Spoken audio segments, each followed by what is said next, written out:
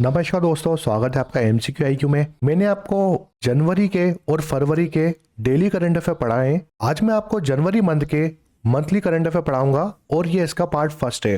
तो ये काफ़ी इंपॉर्टेंट सीरीज है। अगर आप ये सिर्फ ये लेक्चर देख के चले जाओगे मेरे, जो मैं 3 लेक्चर लेके आऊंगा आपके लिए, तो आपका पूरा जनवरी और जो 2025 है उसमें जो भी क्वेश्चन आए हैं वो सब मैंने इसमें कवर कराए हैं। तो चलिए शुरू करते हैं। वीडियो पसंद आए तो लाइक और शेयर जरूर करेगा। आज का फर्स्ट क्वेश्चन है, Who will be the chief guest at Indian 77 Republic Day celebration in 2026? 2026 में भारत के 77वें गणतंत्र दिवस समारोह में मुख्य अतिथि कौन होंगे? 2026 में 77 रिपब्लिक डे हमने सेलिब्रेशन कराए और इसमें चीफ गेस्ट कौन थे इस साल? इसका करेक्ट आंसर है यूरोपियन काउंसिल के प्रेसिडेंट और यूरोपियन कमीशन के प्रेसिडेंट। ये दोनों जन चीफ गेस्ट थे इस बार इंडिया के 77 रिपब्लिक डे में। अगर क्वेश्चन आता है कि जब फर्स्ट रिपब्लिक डे बनाया था हमने, फर्स्ट रिपब्लिक डे परेड हुई थी 1950 में, उस टाइम चीफ गेस्ट कौन आया था? तो वो आए थे इंडोनेशिया के प्रेसिडेंट जिनका नाम था सुकर्नो। तो आपको ये भी याद रखना है। हाल ही में 77 रिपब्लिक डे बनाया हमने और इस रिपब्लिक डे की थीम थी 150 ईयर ऑफ वंदे मातरम। वंदे मातरम जो है ना, ये इंडिया का नेशनल सॉन्ग है और इसको इंडियन कॉन्स्टिट्यूशन की असेंबली ने अडॉप्ट कब किया था? तो 24 जनवरी 1950 में इसको अडॉप्ट किया था कॉन्स्टिट्यूशन असेंबली ने। तो इसको 150 साल हो गए। 77 रिपब्लिक डे की थीम थी इस बार 150 year of Vande Mataram. Chief guest की बात करते हैं तो president of European commission, president आए थे यूरोपियन कमीशन के, इनका नाम था उर्सुला वॉन डेर लाइन, इनका नाम था। फिर बात करते हैं जो यूरोपियन काउंसिल के प्रेसिडेंट थे, उनका नाम था एंटोनियो कोस्टा। तो इन दोनों के नाम मत बोलना, एग्जाम में क्वेश्चन आएंगे। टेबलर्स की बात करते हैं तो 30 टेबलर्स, 30 झांकियों ने पार्टिसिपेट किया था, जिसमें 17 स्टेट और यूटी थी और 13 मिनिस्ट्री थी, जैसे मिनिस्ट्री ऑफ डिपार्टमेंट सर्विस। इन्होंने कर्तव्य पाथ में अपने टेबल मार्चिंग करी थी और शो करे थे। तो अब इस एग्जाम में 2-3 क्वेश्चन आते हैं। सिर्फ मैं आपको इंपॉर्टेंट चीज बताऊंगा इसमें, बेस्ट मार्चिंग कॉन्टिजेंट और best table of Republic day किसको मिला है? तो ये मिला है जो हमारी 3 सर्विस होती है ना, एक तो हमारी इंडियन नेवी होती है, इंडियन एयरफोर्स होती है और इंडियन आर्मी होती है। इनमें से जो इंडियन नेवी है ना, उसको बेस्ट मार्चिंग कॉन्टिजेंट का अवार्ड मिला है। फिर यूटी की बात करते हैं कि बेस्ट स्टेट और यूटी कैटेगरी में बेस्ट टेबल कौन सा था रिपब्लिक डे में? तो पहली पोजीशन में था Maharashtra state. Maharashtra state first position में था। इन्होंने अपने टेबल में गणेश उत्सव का थीम रखी थी। अगर सेंट्रल मिनिस्ट्री और डिपार्टमेंट की बात करते हैं तो कौन सी मिनिस्ट्री टॉप में थी? तो वो थी ministry of culture. Ministry of culture ने ये जीता है और इन्होंने जो वंदे मातरम की थीम थी ना इनकी, उसमें ये best table of Republic day में मिनिस्ट्री और डिपार्टमेंट में मिनिस्ट्री ऑफ कल्चर को मिला है। तो आपको याद रखना है, अगर सर्विस का पूछेगा तो इंडियन नेवी को मिला है बेस्ट टेबल, स्टेट और यूटी में पूछेगा तो महाराष्ट्र को, और ministry central ministry of department में पूछेगा मिनिस्ट्री ऑफ कल्चर को। नेक्स्ट क्वेश्चन है, recently 86 all Indian presiding officer conference focusing on legislative procedure, parliamentary tradition, conduct of house and issue good governance is being held in which of the following city? हाल ही में विधायी प्रक्रियाओं, संसदीय परंपराओं, सदन के संचालन और सुशासन के मुद्दों पर केंद्रित 86वां अखिल भारतीय पीठासीन अधिकारी सम्मेलन निम्नलिखित में से किस शहर में आयोजित किया गया था? तो हाल ही में 86 ऑल प्रिसाइडिंग ऑफिसर कॉन्फ्रेंस हुई थी, ये हुई थी लखनऊ में। इसका करेक्ट आंसर है ऑप्शन सी। इस इवेंट का उद्घाटन किया था आनंदीबेन पटेल ने, जो कि गवर्नर है उत्तर प्रदेश की, और इसको एड्रेस किया था जो लोकसभा स्पीकर है हमारे हाल ही में ओम बिरला जी ने। इसकी थीम थी straightening legislative functioning, fairness, accountability and technology. Lucknow की बात करते हैं तो लखनऊ जो है ना, ये उत्तर प्रदेश की पहली सिटी है जिसने अचीव कराए 100% साइंटिफिक प्रोसेसिंग सॉलिड वेस्ट को। जो लखनऊ की म्युनिसिपल है ना, उन्होंने 100% साइंटिफिक प्रोसेसिंग सॉलिड वेस्ट को अचीव करा है अंडर स्वच्छ भारत मिशन अर्बन के तहत। तो लखनऊ जो है ना, वो यूपी की first zero net waste city बन चुकी है। इन्होंने 2000 मेट्रिक टन जो वेस्ट होता है ना, उसका प्रोसेसिंग करा है, यानी जीरो वेस्ट सिटी है लखनऊ। हाल ही में लखनऊ में इंडिया की first urban night safari start हुई है। तो इंडिया की फर्स्ट अर्बन नाइट सफारी कहां पर स्टार्ट हुई है? उत्तर प्रदेश में। कुकरेल फॉरेस्ट एरिया जो है लखनऊ में, कुकरेल फॉरेस्ट एरिया उत्तर प्रदेश में पड़ता है, और यहाँ पर इंडिया की पहली अर्बन नाइट सफारी स्टार्ट करी है गवर्नमेंट ने। अपने जो सिंगापुर नाइट सफारी है उसको देखकर इंडिया में जो कुकरेल फॉरेस्ट एरिया है लखनऊ में, वहां पर नाइट सफारी स्टार्ट करी है। Small industry development bank of India, जिसको हम सिडबी बोलते हैं। सिडबी का हेडक्वार्टर कहाँ पर है? सिडबी का हेडक्वार्टर लखनऊ में है और इसके जो चेयरमैन है उनका नाम है मनोज मित्तल। हेडक्वार्टर लखनऊ उत्तर प्रदेश में। जो सिडबी है वो बना था 1990 में। उत्तर प्रदेश की बात करते हैं तो सीएम है योगी आदित्यनाथ, गवर्नर है आनंदीबेन पटेल और लखनऊ इसकी कैपिटल है। हाल ही में इंडिया की फर्स्ट ड्रोन फॉरेंसिक लैब या लेबोरेटरी कहां पर बनी है? तो वो लखनऊ में है। इसका उद्घाटन किया था हमारे योगी आदित्यनाथ जी ने। और ये जो इंडिया की फर्स्ट ड्रोन फॉरेंसिक लेबोरेटरी बनी है लखनऊ में, ये पार्ट है डिफेंस कॉरिडोर, जो हमारा डिफेंस कॉरिडोर बन रहा है उसका पार्ट है। और यहाँ पर ब्रह्मो जो मिसाइल है उसकी टेस्टिंग फैसिलिटी करी जाएगी। तो ये new BrahMos missile testing facility India में लॉन्च करा है। और यहाँ पर इंडिया की first drone forensic laboratory start करी है लखनऊ में। काफी इंपॉर्टेंट क्वेश्चन है। हाल ही में यूनेस्को ने इंडिया की 2 सिटी को क्रिएटिव सिटी ऑफ गैस्ट्रोनॉमी का अवार्ड दिया है या दर्जा दिया है। तो ये 2 सिटी कौन सी है? पहली सिटी थी हैदराबाद, जो कि UNESCO creative city of gastronomy है 2025 के लिए। और दूसरी सिटी बनी है इंडिया की लखनऊ। तो सेकेंड सिटी लखनऊ है, फर्स्ट सिटी हैदराबाद है। फिर लखनऊ में कल्चरल इंफ्रास्ट्रक्चर बनने जा रहा है। ये लोटस शेप का राष्ट्रीय प्रेरणा स्थल होगा और ये शोकेस करेगा जो इंडियन नेशनल जर्नी है उसके बारे में। तो लोटस शेप का राष्ट्रीय प्रेरणा स्थल बनने जा रहा है कहां पर? ये बनेगा लखनऊ में। कल्चरल इंफ्रास्ट्रक्चर को बढ़ाने के लिए और इंडियन नेशनल जर्नी को बताने के लिए ये बन रहा है लखनऊ में। हाल ही में एआई गवर्नेंस की बात करते हैं तो इंडिया एआई और मिटी जो हमारी मिनिस्ट्री है उसने होस्ट करा था रीजनल एआई इम्पैक्ट कॉन्फ्रेंस। तो रीजनल एआई इम्पैक्ट कॉन्फ्रेंस कहां पर हुई थी? तो ये लखनऊ में हुई थी। तो आपको ये याद रखना है, रीजनल एआई इम्पैक्ट कॉन्फ्रेंस 2 जनों ने मिलकर करी थी, इंडियन एआई ने और मिटी ने। ये करी थी लखनऊ में।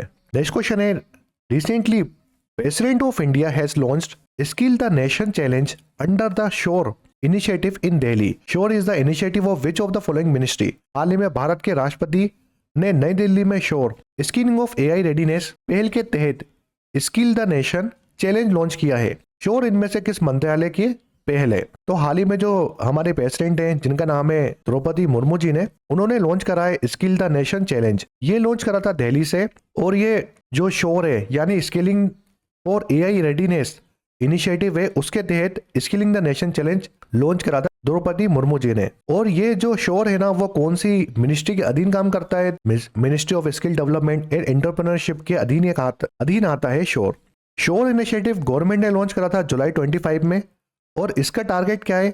शोर इनिशिएटिव का टारगेट क्या है? इसका टारगेट है जो स्कूल स्टूडेंट होते हैं ना क्लास 6 से लेकर 12 तक, उनको एडुकेट करना फ्यूचर रेडी इंडिया के लिए और जो डिजिटल वर्ल्ड है उसके लिए भी रेडी करना है हमको इस इनिशिएटिव के तहत। Skill the nation challenge Droupadi Murmu ji ने लॉन्च करा था दिल्ली में और इसका वर्चुअल इनॉग्रेशन भी करा था कुछ स्टेट्स में। जैसे इन्होंने वर्चुअल इनॉग्रेशन करा था इसका IGNU रीजनल सेंटर है वहां पर, skill centre of Rairangpur Orissa में इसका वर्चुअल इनॉग्रेशन हुआ था स्किल द नेशन चैलेंज का। Ministry of skill development and entrepreneurship की बात करते हैं तो इन्होंने 2015 में लॉन्च करा था प्रधानमंत्री कौशल विकास योजना। प्रधानमंत्री कौशल विकास योजना जो है ना वो क्या करती है? ये ट्रेन करेगी यूथ को जो इंडस्ट्रियल रिलेवेंट स्किल्स होती हैं उनके लिए, जिससे एम्प्लॉयमेंट मिल सके यूथ को और एंटरप्रेन्योरशिप या एंटरप्रेन्योर बन सके यूथ। इसके लिए प्रधानमंत्री कौशल विकास योजना 2015 में लॉन्च करी थी ministry of skill development and entrepreneur ने। इसमें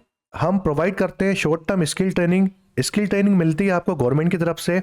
मेनली हम फोकस करते हैं यूथ्स में, वुमेन्स में, SC ST कैटेगरी, OBC जो कैटेगरी होती है रूरल एरिया में, उन पर फोकस करते हैं। 2015-16 की बात करते हैं तो टोटल प्रधानमंत्री कौशल विकास योजना 1.0 आया था। इसमें लगभग 19.85 लाख जो यूथ हैं उनको हमने ट्रेन करा था। फिर आया था प्रधानमंत्री कौशल विकास योजना 2.0, इसमें लगभग हमने 1.10 करोड़ लोगों को ट्रेन करा था। फिर इसका थर्ड एडिशन आया था कोविड के टाइम में, 7.3 लाख पीपल्स को ट्रेन करा था। फोर्थ एडिशन आया था जिसमें 2025 में हमने 25 लाख लोगों को ट्रेन कराए और इसमें हमने AI रोबोटिक्स वगैरह में फोकस करा था, इसके लिए भी ट्रेन कराए यूथ को। फिर ministry of skill development and entrepreneur ने एक और स्कीम निकाली थी जिसको हम PM विश्वकर्मा योजना बोलते हैं। ये लॉन्च करी थी 2023 में। आर्टिशियन जो होते हैं उनको 1300 करोड़ की फंडिंग करेगा ये मिनिस्ट्री। फिर दूसरी स्कीम की बात करते हैं स्टार्टअप विलेज एंटरप्रेन्योर प्रोग्राम। ये 2014 में लॉन्च करी थी गवर्नमेंट ने। मिनिस्ट्री ऑफ रूरल डेवलपमेंट इसको चलाता है और सेंट्रल स्पॉन्सर स्कीम है। टोटल जो पैसा खर्च करती है ना, सेंट्रल करती है। इसमें हमने फोकस करा था 3 पिलर में, फाइनेंस, इंक्लूबिशन और स्किल में। रूरल पुअर, वुमेन्स या SC ST कम्युनिटीज होती हैं और आर्टिशियन होते हैं, उनके लिए स्कीम निकाली थी। हमको क्या करना था, हमको विलेजेस में स्टार्टअप खुलवाना था, एंटरप्रेन्योर बनाना था आर्टिशियन को, और जो पुअर पीपल है रूरल एरिया के उनको। Ministry of skill development and entrepreneurship ने एक और इनिशिएटिव निकाला था, empowering women and powering the future. ये इनिशिएटिव निकाला था AI करियर बनाने के लिए वुमेन्स के लिए। इसमें 1.63 करोड़ यूथ जो वुमेन्स हैं उनको ट्रेन कराए गवर्नमेंट ने। नेक्स्ट क्वेश्चन है, recently prime minister Narendra Modi has flag off Indian first Vande Bharat sleeper train between dash to dash. हाल ही में प्रधानमंत्री मोदी ने देश और देश के बीच भारत की पहली वंदे भारत स्लीपर ट्रेन को हरी झंडी दिखाई है। काफी ज्यादा इंपॉर्टेंट क्वेश्चन है। हाल ही में जो प्राइम मिनिस्टर मोदी जी हैं उन्होंने इंडिया की पहली वंदे भारत स्लीपर ट्रेन का उद्घाटन किया है। आपको याद रखना, स्लीपर ट्रेन के बारे में पूछ रहा है, तो ये चलेगी हावड़ा से लेकर गुवाहाटी तक। हावड़ा वेस्ट बंगाल में पड़ता है, गुवाहाटी आसाम में पड़ता है, आसाम की कैपिटल है। और इसका उद्घाटन किया था मोदी जी ने माल्टा टाउन रेलवे स्टेशन है, माल्टा वेस्ट बंगाल में है, यहाँ से इसका उद्घाटन किया था। हाल ही में जो हमारा कवच सिस्टम है, कवच सिस्टम के बारे में अगर आपको नहीं पता तो आप मेरे जो रेलवे के करंट अफेयर वाले लेक्चर्स हैं वो देखिएगा, मैंने आपको डिटेल में बताया कवच सिस्टम के बारे में। कवच हमारा ऑटोमेटिक ट्रेन प्रोटेक्शन सिस्टम है। ये क्या करता है आपको मैं बेसिक बता देता हूँ। मान लो ये पटरी है, ये 2 पटरी है ट्रेन की, और यहाँ पर ट्रेन है, यहाँ भी ट्रेन है। अगर यहाँ कोई एलिफेंट आ जाता है और उसका वजन 500 किलो के ऊपर है, तो जो कवच सिस्टम है ना वो एक्टिवेट हो जाएगा। कवच सेंसर एक्टिवेट हो जाएगा। उस सेंसर्स की वजह से जो 5 किलोमीटर के रेडियस में जो भी ट्रेन होंगी ना वो क्या करेंगी, रुक जाएंगी। तो आपको याद रखना कवच सिस्टम, मैंने आपको बहुत ज़्यादा डिटेल में बताया मेरे लेक्चर्स में। तो कवच जो है ना वो indigenous development automatic train protection system है। ये क्या करता है, ये जो एलिफेंट्स वगैरह डेथ होते हैं, एनिमल डेथ होती है, उसके लिए हमारे रेलवे मिनिस्ट्री ने बनाया है। हाल ही में 4.0 कवच आया है। और कवच सिस्टम को बनाया किसने, ये इंपॉर्टेंट क्वेश्चन है। तो research design in standard organization यानी RDSO ने बनाया था इसको, रेलवे के अधीन काम करता है। कवच की बात करते हैं तो कवच कितने रूट में इंप्लीमेंट करा है गवर्नमेंट ने, तो 2200 किलोमीटर से ज्यादा रूट में इंप्लीमेंट कर दिया है हमने कवच को। अगर एक्सीडेंट की बात करते हैं, कवच लगने से एक्सीडेंट कितने कम हुए हैं, 2014 में और 2015 में एक्सीडेंट कितने हुए थे, ट्रेन से 135 एक्सीडेंट हुए थे। 2024-25 में 31 हो गए और 2025-26 में ये 11 हो गए। तो जो एक्सीडेंटल डेथ है एनिमल्स की वो बहुत कम हो गई है पिछले ईयर्स के मुकाबले। कवच को बोलते हैं indigenous development automatic train protection system. ये ट्रेन कोलिजन और कोलिजन प्रिवेंशन से बचाता है हमको। इसको डेवलप किया था RDSO ने यानी research design and standard organization ने, जो मिनिस्ट्री ऑफ रेलवे के अधीन काम करता है। अगर क्वेश्चन आता है कि हमने अडॉप्ट कब किया था ऑटोमेटिक ट्रेन प्रोटेक्शन यानी कवच को, तो 2020 में हमने अडॉप्ट किया था। और कवच 4.0 कब आया था, 2024 में। हाल ही में कवच 5.0 आया है। वंदे भारत 4.0 ट्रेन आई है, उसमें लगेगा 5.0 कवच। अगर वंदे भारत की बात करते हैं तो फरवरी 2026 का डेटा है, ऑफिशियली डेटा है गवर्नमेंट का। तो अभी इंडिया में 164 वंदे भारत ट्रेन चल रही है ऑल ओवर इंडिया, जो कवर करती है 274 डिस्ट्रिक्ट को, और ओवर 7.5 करोड़ पैसेंजर इसमें ट्रेवल करते हैं। हमारा गोल क्या है, हमारा गोल ये है कि 800 वंदे भारत ट्रेन चलाएं 2030 तक और 445 वंदे भारत ट्रेन चलानी है हमको 2047 तक। वंदे भारत की बात करते हैं तो इससे एग्जाम में हर बार क्वेश्चन आता है, इंडिया की पहली वंदे भारत एक्सप्रेस का उद्घाटन कब करा था मोदी जी ने, तो 15 फरवरी 2019 में इंडिया की पहली वंदे भारत एक्सप्रेस, जिसको हम ट्रेन 18 के नाम से जानते हैं, उसका उद्घाटन किया था मोदी जी ने। और इंडिया की पहली वंदे भारत ट्रेन कहां से कहां तक चली थी, तो ये न्यू दिल्ली से वाराणसी तक चली थी। ये न्यू दिल्ली से वाराणसी तक चली थी। सेमी हाई स्पीड ट्रेन है वंदे भारत। सेकेंड जो वंदे भारत ट्रेन थी वो अक्टूबर 2019 में चली थी न्यू दिल्ली से कटरा तक। अगर मैं पूछता हूँ साउथ इंडिया की, देखिए ये हमारा नॉर्थ है, ये साउथ है, ये ईस्ट है और ये वेस्ट है। तो दिल्ली आपको पता है नॉर्थ एरिया में पड़ता है, तो इंडिया की या नॉर्थ इंडिया की पहली ट्रेन चली थी न्यू दिल्ली से वाराणसी तक। साउथ इंडिया की पहली वंदे भारत ट्रेन एक्सप्रेस का उद्घाटन कब हुआ था, तो ये नवंबर 11 2022 में हुआ था, जो चेन्नई सेंट्रल से चली थी। चेन्नई सेंट्रल, मैसूर और बेंगलोर के बीच में ये ट्रेन चली थी, यानी चेन्नई सेंट्रल से लेकर बेंगलोर तक ये ट्रेन चली थी। और ये साउथ इंडिया की पहली वंदे भारत ट्रेन थी और ओवरऑल इंडिया की 5th। फिर वेस्ट की बात करते हैं कि वेस्ट इंडिया की पहली वंदे भारत एक्सप्रेस कहाँ से कहाँ तक चली थी। ये बॉम्बे सेंट्रल से लेकर गांधीनगर तक चली थी वेस्ट इंडिया की पहली वंदे भारत एक्सप्रेस। इसका उद्घाटन किया था 30 सितंबर 2022 में मोदी जी ने। फिर ईस्ट इंडिया की बात करते हैं। ईस्ट इंडिया की पहली वंदे भारत एक्सप्रेस कहाँ से कहाँ तक चली थी। ये चली थी कोलकाता से लेकर नॉर्थ बंगाल तक। हावड़ा न्यू जलपाईगुड़ी वंदे भारत एक्सप्रेस बोलते हैं इसको, जिसका उद्घाटन 30 दिसंबर 2022 को करा था मोदी जी ने। अब क्वेश्चन आता है नॉर्थ ईस्ट रीजन की पहली वंदे भारत वो चली थी गुवाहाटी से लेकर न्यू जलपाईगुड़ी तक, और इसका उद्घाटन किया था हाल ही में 2023 में। Recently first Vande Bharat sleeper train चली है हावड़ा से लेकर कामाख्या तक। जितने भी क्वेश्चन मैंने बताए ये क्वेश्चन डायरेक्ट आते हैं एग्जाम में। नेक्स्ट क्वेश्चन है recently which of the following ministry has unveiled it's new mascot named सांख्यिकी। हाल ही में किस मंत्रालय ने सांख्यिकी नाम का अपना नया शुभकार लॉन्च करा है। तो कौन सी मिनिस्ट्री ने अपना नया लोगो लॉन्च करा है जिसका नाम है सांख्यिकी। Ministry of statistics and programme implementation ने। इसका करेक्ट आंसर ऑप्शन ए। तो ministry of statistics and programme implementation ने अपना न्यू लोगो और मेस्कॉट लॉन्च करा है। ये इसका नया लोगो है, डाटा फॉर डेवलपमेंट लोगों की थीम है, और इसका जो मेस्कॉट है उसका नाम है सांख्यिकी। जनवरी 2026 की बात करते हैं तो ministry of statistics programme implementation ने एक ऑपरेशन चलाया था या प्रोजेक्ट लॉन्च कराया जिसका नाम है पैमाना पोर्टल। ये सेंट्रल सेक्टर इंफ्रास्ट्रक्चर को बढ़ाने के लिए ये पोर्टल लॉन्च करा था ministry of statistics and programme implementation ने। तो एग्जाम में क्वेश्चन आता है जो पैमाना पोर्टल है, हम इसमें मॉनिटरिंग करेंगे जो सेंट्रल सेक्टर इंफ्रास्ट्रक्चर प्रोजेक्ट होते हैं उसको, और इसको ministry of statistics and programme implementation ने लॉन्च करा था। हाल ही में ई सांख्यिकी पोर्टल भी लॉन्च करा था मिनिस्ट्री ऑफ स्टैटिस्टिक्स ने। डेटा गवर्नेंस और डिजिटल पब्लिक इंफ्रास्ट्रक्चर को बढ़ाने के लिए ई सांख्यिकी पोर्टल लॉन्च करा था।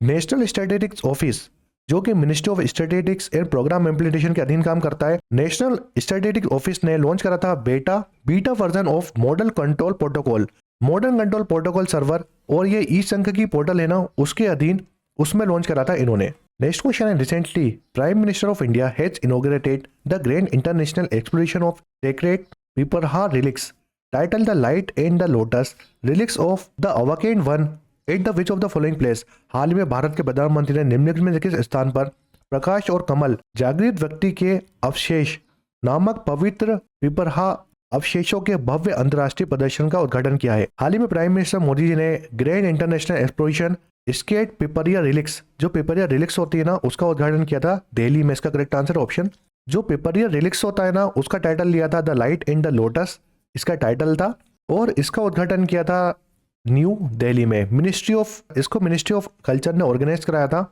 ये जो पिपरहा रिलिक्स है इसको किसने खोजा था 1998 में विलियम क्लेस्टोन ने इसकी खोज करी थी, और ये फिगमेंटेड बोन है बुद्धा जी की जो कपिल वस्तु है उससे रिलेट करता है।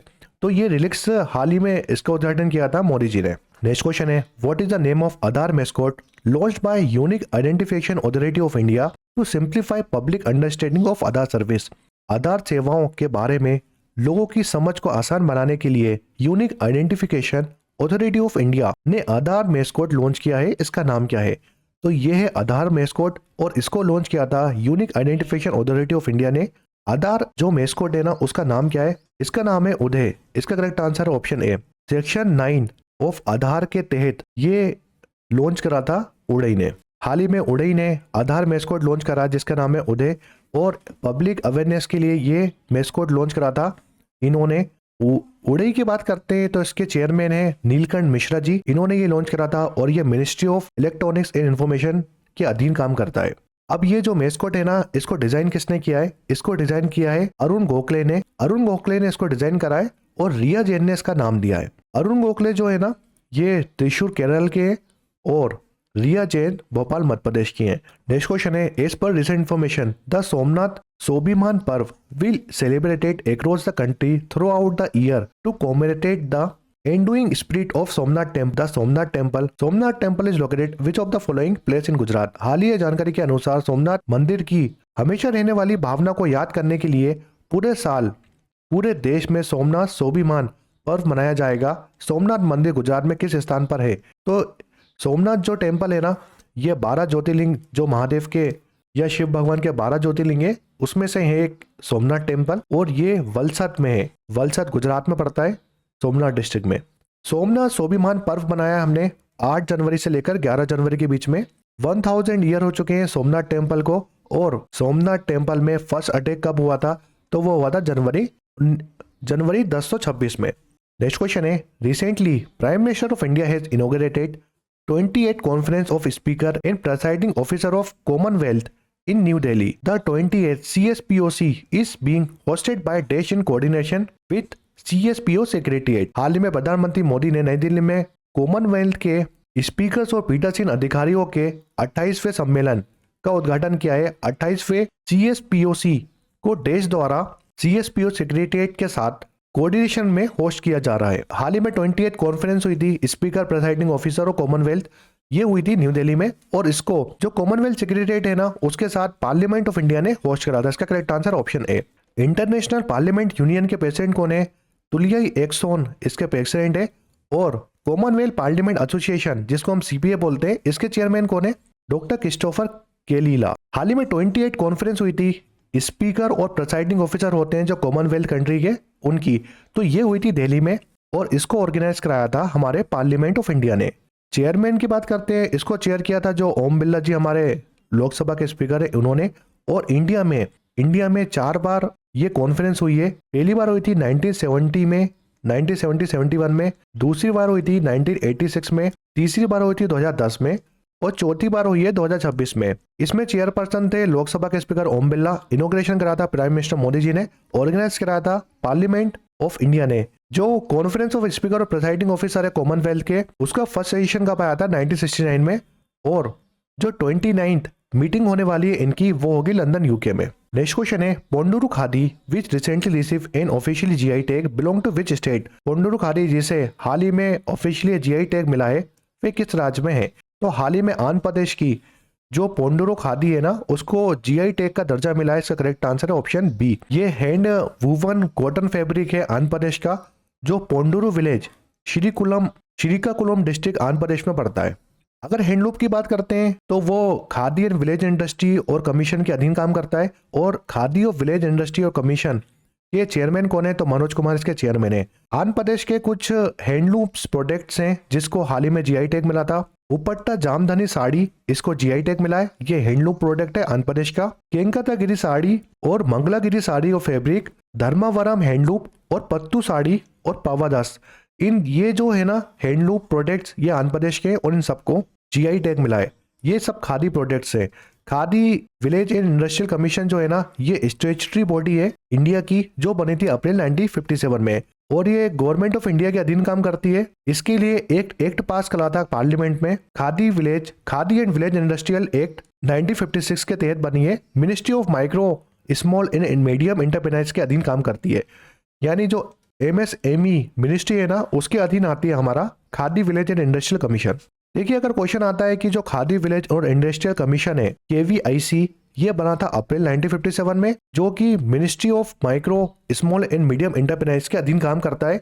इसके लिए एक्ट पास हुआ था KVIC एक्ट 1956 के तहत, इसको बनाया था पार्लियामेंट ने। अब जो इसका ऑफिस है ना, हेड ऑफिस, वो तो बम्बई में है, मगर इसके 6 जोनल ऑफिस भी हैं जो कि दिल्ली में, भोपाल में, बेंगलोर, कोलकाता, मुंबई और गुवाहाटी में। नेक्स्ट क्वेश्चन है, recently Sampann system for accounting and managing pension portal has been integrated with which of the following platform? हाल ही में संपन्न पेंशन पोर्टल को इनमें से किस प्लेटफॉर्म के साथ इंटीग्रेट किया है? तो जो संपन्न पोर्टल है ना उसको हमने जोड़ा है किसके साथ? जो उमंग ऐप है उसके साथ। इसका करेक्ट आंसर है ऑप्शन ए। उमंग की बात करते हैं तो ये सेंट्रल, स्टेट और लोकल गवर्नमेंट सर्विस के लिए ये ऐप है, सिंगल प्लेटफॉर्म ऐप उमंग। इसको लॉन्च करा था 2017 में डिजिटल इंडियन इनिशिएटिव के तहत। नेक्स्ट क्वेश्चन है, recently east coast railway has introduced a humanoid robot at Visakhapatnam railway station to improve passenger safety, security and service delivery. What is the name of this humanoid robot? हाल ही में east coast railway ने passenger safety, security और service delivery को बेहतर बनाने के लिए विश्वकर्मा रेलवे स्टेशन पर एक ह्यूमैनॉइड रोबोट पेश किया है। इस रोबोट का नाम क्या है? तो हाल ही में जो ईस्ट कोस्ट रेलवे है ना उसने विशाखापट्टनम रेलवे स्टेशन में एक ह्यूमैनॉइड रोबोट का इंट्रोड्यूस करा है। इस रोबोट का नाम क्या है? इस रोबोट का नाम है IAS अर्जुन। इसका करेक्ट आंसर ऑप्शन है। इंडियन रेलवे ने इंडिया का फर्स्ट ह्यूमैनॉइड रोबोट जिसका नाम है IAS अर्जुन, इसको डिप्लॉय करा था विशाखापट्टनम रेलवे स्टेशन में। इसका करेक्ट आंसर है IAS अर्जुन। ये जो रोबोट है ना ये क्या करेगा? ये पैसेंजर सेफ्टी को बढ़ाने के लिए, ऑपरेशन एफिशिएंसी और पैसेंजर को गाइड करने के लिए इंडियन रेलवे ने लॉन्च करा है। इसको ऑपरेट कौन करेगा, इसको संभालेगा कौन? जो रेलवे प्रोटेक्शन फोर्स है वो संभालेगी इसको। रेलवे प्रोटेक्शन फोर्स ये सिक्योरिटी फोर्स है इंडियन रेलवे की, जो मिनिस्ट्री ऑफ रेलवे के अधीन काम करती है। इसको बनाया था आरपीएफ एक्ट 1957 के तहत। पार्लियामेंट में एक एक्ट पास हुआ था, उसके तहत आरपीएफ बना था हमारा, और इससे एक एग्जाम में क्वेश्चन आने वाला है। हाल ही में जो आरपीएफ है, रेलवे प्रोटेक्शन फोर्स है, उसकी पहली वुमेन डायरेक्टर जनरल बनी है। इनका नाम क्या है? इनका नाम है सोनाली मिश्रा, और ये सुपर इंपोर्टेंट क्वेश्चन है। 143 ईयर्स हो चुके हैं हमारी आरपीएफ बने हुए, यानी रेलवे प्रोटेक्शन फोर्स बनी हुई, और अब तक पहली बार उसकी डायरेक्टर जनरल एक फीमेल बनी है। तो इनका नाम है सोनाली मिश्रा, इनका नाम मत भूलना। आरपीएफ क्या करती है? ये कंडक्ट कराती है बहुत सारे ऑपरेशन, पैसेंजर सेफ्टी देखती है, प्रोटेक्ट करती है हमारे रेलवे को। तो आरपीएफ ने बहुत सारे ऑपरेशन चलाए थे, जैसे ऑपरेशन आहट। ऑपरेशन आहट जो ह्यूमन ट्रैफिकिंग होती है ना रेलवे में, ट्रेन में, उसको बचाने के लिए, उसको प्रिवेंट करने के लिए ये ऑपरेशन चलाया था। नन्हे फरिश्ते बच्चों को रेस्क्यू करने के लिए, जीवन रक्षा, लाइफ बचाने के लिए। फिर मैत्री शक्ति एक इनिशिएटिव चलाया था, ऑपरेशन चलाया था, जो प्रेग्नेंट वुमेन होती है उनको असिस्ट करने के लिए। नार्कोस ऑपरेशन चलाया था, जो ड्रग ट्रैफिकिंग होती है रेलवे में, उसको रोकने के लिए। नेक्स्ट क्वेश्चन है, Shripad Yesso Naik interacted with beneficiary of flagship scheme on which occasion? Shripad Yesso Naik ने प्रमुख योजनाओं के लाभार्थियों में किस अवसर पर बातचीत की है? हाल ही में जो श्रीपद यशो नायक है ना, ये मिनिस्टर ऑफ स्टेट्स और power and new renewable energy के मिनिस्टर हैं। इन्होंने 3 स्कीम के ऊपर बात करी है, जो 77 रिपब्लिक डे था उसमें। इसका करेक्ट आंसर ऑप्शन डी। तो ये 3 स्कीम का नाम याद रखो। पहली स्कीम है प्रधानमंत्री जनजाति आदिवासी न्याय महाअभियान। ये गवर्नमेंट ऑफ इंडिया ने नवंबर 2023 में लॉन्च करी थी। सोशल इकोनॉमिक डेवलपमेंट को बढ़ाने के लिए ये स्कीम लॉन्च करी थी। फिर सेकंड स्कीम है धरती आभा जनजातीय ग्राम उत्कर्ष अभियान। ये लॉन्च करा था अक्टूबर 2024 में। शेड्यूल्ड ट्राइब हैबिटेट को डेवलप करने के लिए स्कीम चलाई थी। फिर तीसरी स्कीम है पीएम कुसुम। ये लॉन्च करी थी मार्च 19 में। सोलिनेशन ऑफ एग्रीकल्चर को बढ़ाने के लिए ये लॉन्च करा था। नेक्स्ट क्वेश्चन है, recently federal chancellor of Germany was on 2-day official visit to India. During the visit, an MOU was signed between All Indian Institutes of Ayurveda and which of the following University of Germany to promote scientific cooperation in traditional medicines? हाल ही में जो federal counsellor है Germany के, उन्होंने India में visit करी थी, और इन्होंने एक MOU साइन करा है जो ऑल इंडियन इंस्टीट्यूट है आयुर्वेद के, जो ऑल इंडियन इंस्टीट्यूट है आयुर्वेद का, और जो यूनिवर्सिटी ऑफ जर्मनी है, इन दोनों के साथ एक MOU साइन करा है जो प्रमोट करेगा साइंटिफिक कॉर्पोरेशन ट्रेडिशनल मेडिसिन के लिए। यूनिवर्सिटी ऑफ जर्मनी, इसका नाम है चेरियट यूनिवर्सिटी, और इंडिया का जो इंस्टीट्यूट है all Indian institute of Ayurveda, इन्होंने एक MOU साइन करा है जो ट्रेडिशनल मेडिसिन होती है ना, उसको प्रमोट करने के लिए। इसका करेक्ट आंसर ऑप्शन है all India institute of Ayurveda, जो अपेक्स बॉडी है और ये मिनिस्ट्री ऑफ आयुष के अधीन काम करती है। इसने एक MOU साइन किया है केआर्ट यूनिवर्सिटी के साथ, जो आयुर्वेदा और डिजिटल हेल्थ को बढ़ाने के लिए या प्रमोट करने के लिए ये MOU साइन करा इन दोनों ने। नेक्स्ट क्वेश्चन है, recently union minister of states for science and technology has launch Indian first ever open sea marine fish farming project from Andaman sea. The project is being implemented through a collaboration between the Ministry of Earth Science and Dash UT Administrator of Andaman and Nicobar। हाल ही में जो science and technology के minister हैं, उन्होंने India का पहला first ever open sea marine fishing farming project launch करा है। ये करा अंडमान सी में। तो ये मिनिस्ट्री ऑफ अर्थ साइंस और किसने मिलकर ये प्रोजेक्ट लॉन्च करा है? अंडमान एंड निकोबार यूटी में। तो ये national institute of ocean technology, national institute of ocean technology और मिनिस्ट्री ऑफ अर्थ साइंस ने ये प्रोजेक्ट लॉन्च करा था। कहां पर? अंडमान एंड निकोबार में। इस प्रोजेक्ट को फंड कौन करेगा? तो फुल्ली फंडेड करेगा इस प्रोजेक्ट को सेंट्रल गवर्नमेंट। प्रधानमंत्री मत्स्य संपदा योजना, उसके तहत हमने इंडिया का first open sea marine fishing farming project लगाया अंडमान निकोबार में। यह है open sea marine farming fishing project Andaman Nicobar में ये लगाया है। तो ये आपको याद रखना है, हमको जो ब्लू इकोनॉमी है ना, उसको प्रमोट करना है, इसलिए ये इनिशिएटिव निकाला था। नेक्स्ट क्वेश्चन है, who was properly known as a BCC voice of India? BCC के वॉइस ऑफ इंडिया के नाम से कौन प्रसिद्ध है? तो हाल ही में वेटरियन जर्नलिस्ट जिनका नाम है सर मार्क टोली, इसका करेक्ट आंसर है सर विलियम मार्क टोली। इनका हाल ही में देहांत हुआ है। और जो विलियम मार्क टोली है ना, इनको हम किस नाम से जानते हैं? BCC वॉइस ऑफ इंडिया के नाम से जानते हैं। हाल ही में जो वेटरन जर्नलिस्ट और पद्म अवार्डेड पर्सन है जिनका नाम है मार्क टोली, इनका हाल ही में देहांत हुआ है। ये जर्नलिस्ट थे जो ब्रिटिश ब्रॉडकास्टिंग कॉरपोरेशन है यानी बीसीसी वॉइस ऑफ इंडिया के नाम से हम इनको जानते हैं, तो बीसीसी वॉइस ऑफ इंडिया के नाम से जानते हैं, जो इंडिया की बीसीसी ब्रांच है उसमें जर्नलिस्ट थे। इनको इंडिया का 4th हाईएस्ट अवार्ड है जो पद्मश्री वो मिला है, 3rd हाईएस्ट सिविलियन अवार्ड जो पद्म भूषण है वो भी मिला है। विलियम टोली ने रिपोर्टेड करा था जो 1971 में बांग्लादेश वॉर हुई थी इंडिया और बांग्लादेश के बीच में, वो रिपोर्ट करी थी। इमरजेंसी के टाइम में भी यही थे, ऑपरेशन ब्लू स्टार के टाइम में थे, जब इंदिरा गांधी जी का असैसिनेशन हुआ था उस टाइम 26 रियोट्स, भोपाल गैस ट्रेजेडी, ये इतने इवेंट इन्होंने कवर करे हैं। 1992 में पद्मश्री मिला है, 2005 में पद्म भूषण मिला है। इनकी बुक है no full stop in India, Indian slow motion and heart of India, ये इनकी बुक है। नेक्स्ट क्वेश्चन है who laid the foundation stone for the 86 kilometre Kaziranga elevated corridor project. देखिए किसने फाउंडेशन स्टोन रखी है 86 किलोमीटर का लॉन्ग काजीरंगा एलिवेटेड कॉरिडोर बनाना है हमको, इसका फाउंडेशन स्टोन रखा है नरेंद्र मोदी जी ने। हाल ही में प्राइम मिनिस्टर नरेंद्र मोदी जी ने फाउंडेशन स्टोन रखा है, हमें 86 किलोमीटर का लॉन्ग कॉरिडोर बनाना है काजीरंगा एलिवेटेड कॉरिडोर, जिसको बोलेंगे हम। लगभग 7,000 करोड़ रुपए खर्च करेगी गवर्नमेंट और कालीपुर असम में ये बनेगा। ये जो है ना ये 4 लाइन प्रोजेक्ट होगा, कालीपुर नुमालीगढ़ सेक्शन जो है नेशनल हाईवे 7115 उसमें ये बनेगा, और 34.15 किलोमीटर का एलिवेटेड कॉरिडोर बनाएंगे हम वाइल्ड लाइफ को प्रोटेक्ट करने के लिए। ये जो नेशनल हाईवे निकल रहा है ना 715वां नेशनल हाईवे, इसके बीच में काजीरंगा नेशनल पार्क आता है, इसलिए हम ये कॉरिडोर बनाने जा रहे हैं। तो ये टोटल होगा 34 किलोमीटर का कॉरिडोर। काजीरंगा नेशनल पार्क जो है ना, इसको नेशनल पार्क का दर्जा मिला था 1974 में, और यहाँ पर इंडिया के जो 1 हॉर्न राइनो होते हैं ना, 1 हॉर्न राइनो, ये मिलते हैं काजीरंगा नेशनल पार्क में। 1985 में इसको यूनेस्को वर्ल्ड हेरिटेज साइट का स्टेटस मिला था, और Kaziranga national park Assam state में। नेक्स्ट क्वेश्चन है recently which of the following country has become the first in world to commercial produce bio bitumen in road construction. हाल ही में इनमें से कौन सा देश सड़क निर्माण में बायो बिटुमेन का कमर्शियल प्रोडक्शन करने वाला दुनिया का पहला देश बन गया है? तो ये बन गया है इंडिया। इंडिया वर्ल्ड का फर्स्ट बायो बिटुमेन प्रोड्यूसर बन चुका है।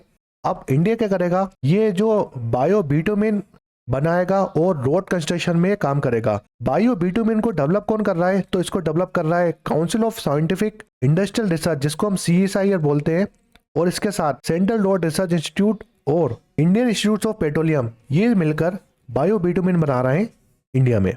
बायो बिटुमेन का कमर्शियल प्रोडक्शन कर रहा है इंडिया, और वर्ल्ड की फर्स्ट कंट्री बन चुकी है जो बायो बिटुमेन यूज करेगा रोड कंस्ट्रक्शन में। तो रोड कंस्ट्रक्शन और ग्रीन इंफ्रास्ट्रक्चर को बढ़ाने के लिए बायो बिटुमेन हम यूज करेंगे। बायो बिटुमेन बनता कैसे है, ये ब्लाइंडर मटेरियल होता है जो हम यूज करेंगे रोड कंस्ट्रक्शन के लिए, और इसको हम बनाते हैं जो एग्रीकल्चर वेस्ट होता है ना उससे, जैसे पेडी स्ट्रो क्रॉप रेसिडेंस होता है ना, उससे जो एग्रीकल्चर वेस्ट होता है, जितना भी एग्रीकल्चर वेस्ट होता है ना उससे हम बायो बिटुमेन बनाएंगे।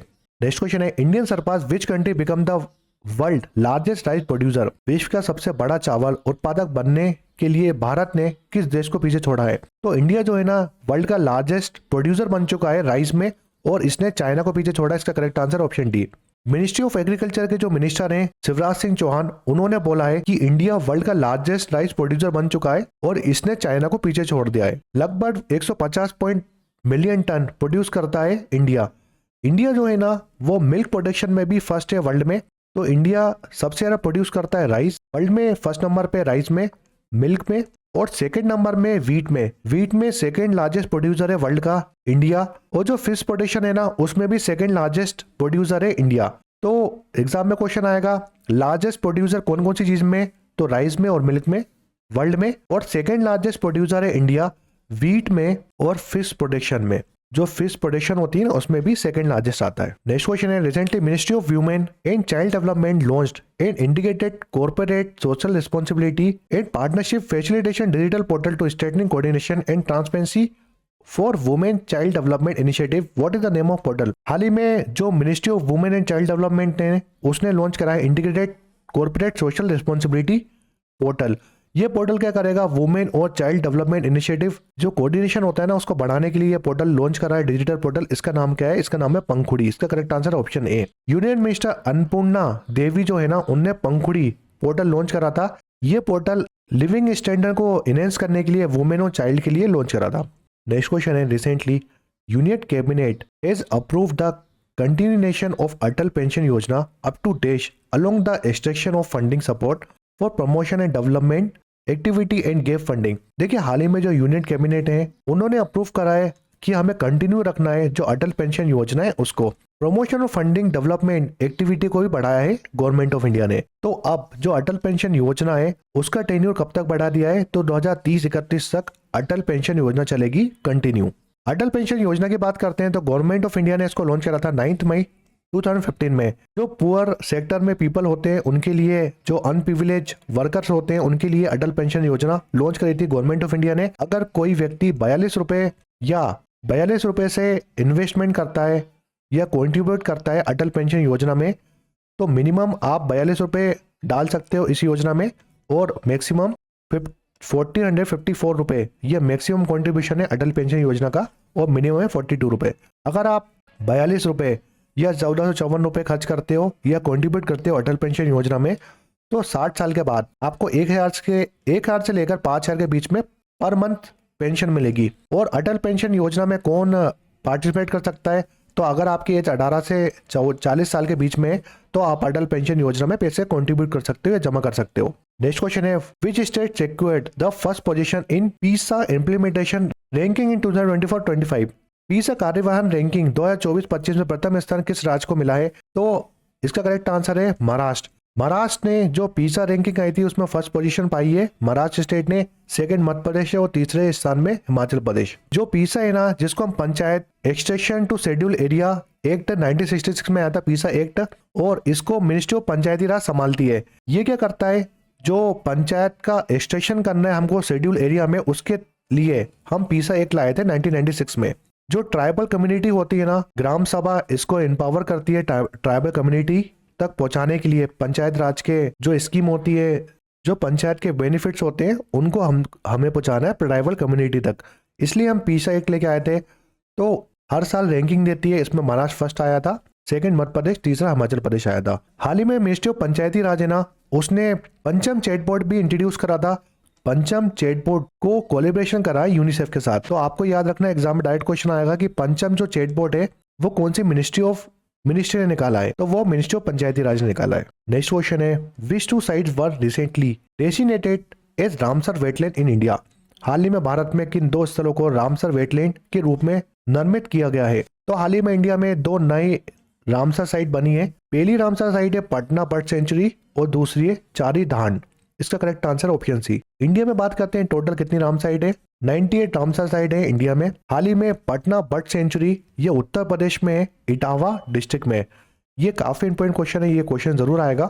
क्यों आएगा, क्योंकि पटना बर्ड सेंचुरी का नाम सुनते ही आप बिहार ऑप्शन टिक लगा दोगे, क्योंकि बिहार की राजधानी है पटना, मगर जो पटना बर्ड सेंचुरी है ना वो इटाहा डिस्ट्रिक्ट उत्तर प्रदेश में पड़ती है। तो आपको ये लोकेशन याद रखनी है और हाल ही में इसको रामसर साइट का दर्जा मिला है। दूसरी जो साइट है वो चारी धान वेटलैंड है, ये गुजरात कच्छ रीजन है वहां पर पड़ती है। इन दोनों को हाल ही में वेटलैंड का दर्जा मिला है। अगर मैं 96 रामसर साइट की बात करता हूँ तो वो बनी थी कोपरा रिजर्व, जो कि बिलासपुर छत्तीसगढ़ में है। हर साल हम वेटलैंड डे बनाते हैं 2 फरवरी को, तो 96 रामसर साइट बनी थी कोपरा रिजर्व, जो कि बिलासपुर छत्तीसगढ़ में है। एग्जाम में क्वेश्चन आता है कि इंडिया में टॉप स्टेट कौन सी है जिसमें सबसे ज्यादा रामसर साइट है, तो तमिलनाडु स्टेट में टोटल 20 रामसर साइट है और ये हाईएस्ट रामसर साइट है इंडिया में। उत्तर प्रदेश में 11 है पटना बर्ड सेंचुरी को मिलाकर, फिर उड़ीसा, पंजाब, बिहार में 6 रामसर साइट है। अगर मैं 2014 की बात करता हूँ तो 2014 में कितनी रामसर साइट थी इंडिया में, 26 रामसर साइट थी इंडिया में। 2026 में कितनी रामसर साइट हो गई है, तो 98 रामसर साइट हो चुकी है इंडिया में। तो कितना परसेंट या कितनी रामसर साइट इंक्रीज हुई है या ग्रो हुई है इंडिया में, तो 276% रामसर साइट बढ़ी है इंडिया में। India overall 3rd global country है जिसके पास जो रामसर साइट है सबसे ज्यादा है।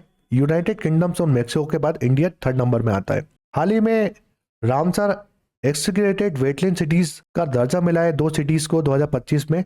तो इंडिया की पहली 2 सिटीज कौन सी हुए जिसको एक्सीडेटेड सिटीज का दर्जा मिला है, तो वो इंदौर और उदयपुर है। तो इंदौर मध्य प्रदेश की सिटी है और उदयपुर राजस्थान में पड़ता है। इसका करेक्ट आंसर है। नेक्स्ट क्वेश्चन है which state become the Indian first implement the uniform civil code. Bharat में समान नागरिक संहिता लागू करने वाला पहला राज्य कौन सा बना है, तो ये बना है उत्तराखंड। हाल ही में उत्तराखंड स्टेट ने यूनिफॉर्म सिविल कोड को अपनाया है और ये इंडिया का पहला स्टेट बन चुका है जिसने ये करा है। इसका करेक्ट आंसर है ऑप्शन सी। उत्तराखंड इंडिया का पहला स्टेट बन चुका है जिसने यूनिफॉर्म सिविल कोड अपनाया है। यूनिफॉर्म सिविल जो बिल है ना वो क्या करता है, ये यूनिफॉर्म पर्सनली लॉ है मैरिज के लिए, डिवोर्स, इनहेरिटेंस और लिव इन रिलेशनशिप है उसके लिए। मगर जो यूनिफॉर्म सिविल कोड है ना वो शेड्यूल्ड ट्राइब में नहीं लगता, सिर्फ ये मैरिज में, डिवोर्स में, इनहेरिटेंस या लिव इन रिलेशनशिप में आप लगा सकते हो। बाकी शेड्यूल्ड ट्राइब के लिए ये यूनिफॉर्म सिविल कोड नहीं लगेगा। उत्तराखंड की बात करते हैं तो हाल ही में interoperable criminal justice system 2.0 report आई थी। इसमें ये सेकेंड एडिशन था इनका। इसमें जो उत्तराखंड पुलिस है ना उसकी रैंक फर्स्ट है। इसको रिलीज किसने करा था, जो नेशनल क्राइम रिकॉर्ड ब्यूरो है ना उसने रिलीज करा था, जो कि मिनिस्ट्री ऑफ होम अफेयर के अधीन काम करती है। सेकंड रैंक थी इसमें हरियाणा पुलिस की और थर्ड रैंक थी असम की। हाल ही में उत्तराखंड के चीफ जस्टिस बने मनोज कुमार गुप्ता जी। उत्तराखंड ने और ITBP यानी Indian Tibetan border police force ने एक MOU साइन करा था। हेल्थ बॉर्डर कैंपियन MOU है, तो हेल्थ बॉर्डर कैंपियन या स्वस्थ सीमा अभियान लॉन्च करा था उत्तराखंड और ITBP ने। अब हाल ही में नीति आयोग ने अपना 4th एक्सपोर्ट प्रिपेयर्डनेस इंडेक्स दिया था 2024 के लिए। 2026 में ये रिपोर्ट दिया था, 2024 का ये इंडेक्स था। तो नीति आयोग ने जो एक्सपोर्ट प्रिपेयर्डनेस इंडेक्स दिया था 2024 के लिए, उसमें जो लार्ज स्टेट है ना उसमें टॉप किया है महाराष्ट्र ने और जो स्मॉल स्टेट्स हैं उसमें टॉप किया है उत्तराखंड ने। तो आपको याद रखना है, काफी इंपॉर्टेंट क्वेश्चन है। नेक्स्ट क्वेश्चन है Uttar Pradesh day is observe on which of the following date. Uttar Pradesh दिवस इनमें से किस तारीख को बनाया जाता है। तो हर साल हम 24 जनवरी को उत्तर प्रदेश का स्टेटहुड डे बनाते हैं या फाउंडेशन डे बनाते हैं। इसका करेक्ट आंसर ऑप्शन डी। हाल ही में जो होम मिनिस्टर और मिनिस्ट्री ऑफ कॉर्पोरेशन के मिनिस्टर है अमित शाह, उनने एड्रेस किया था Uttar Pradesh statehood day ceremony बनाई थी लखनऊ में। फिर 21 जनवरी की बात करते हैं तो 54th स्टेटहुड डे बनाया था मणिपुर, मेघालय और त्रिपुरा स्टेट डे।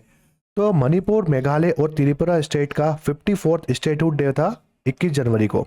और हिमाचल प्रदेश ने अपना 56 स्टेटहुड डे बनाया था 21 जनवरी को। अब देखो जनवरी मंथ में कौन कौन सी स्टेट स्टेटहुड डे बनाती हैं। तो मैंने आपको बताया त्रिपुरा, मणिपुर और मेघालय, इनका जो स्टेटहुड डे बनता है वो 21 जनवरी को बनाते हैं।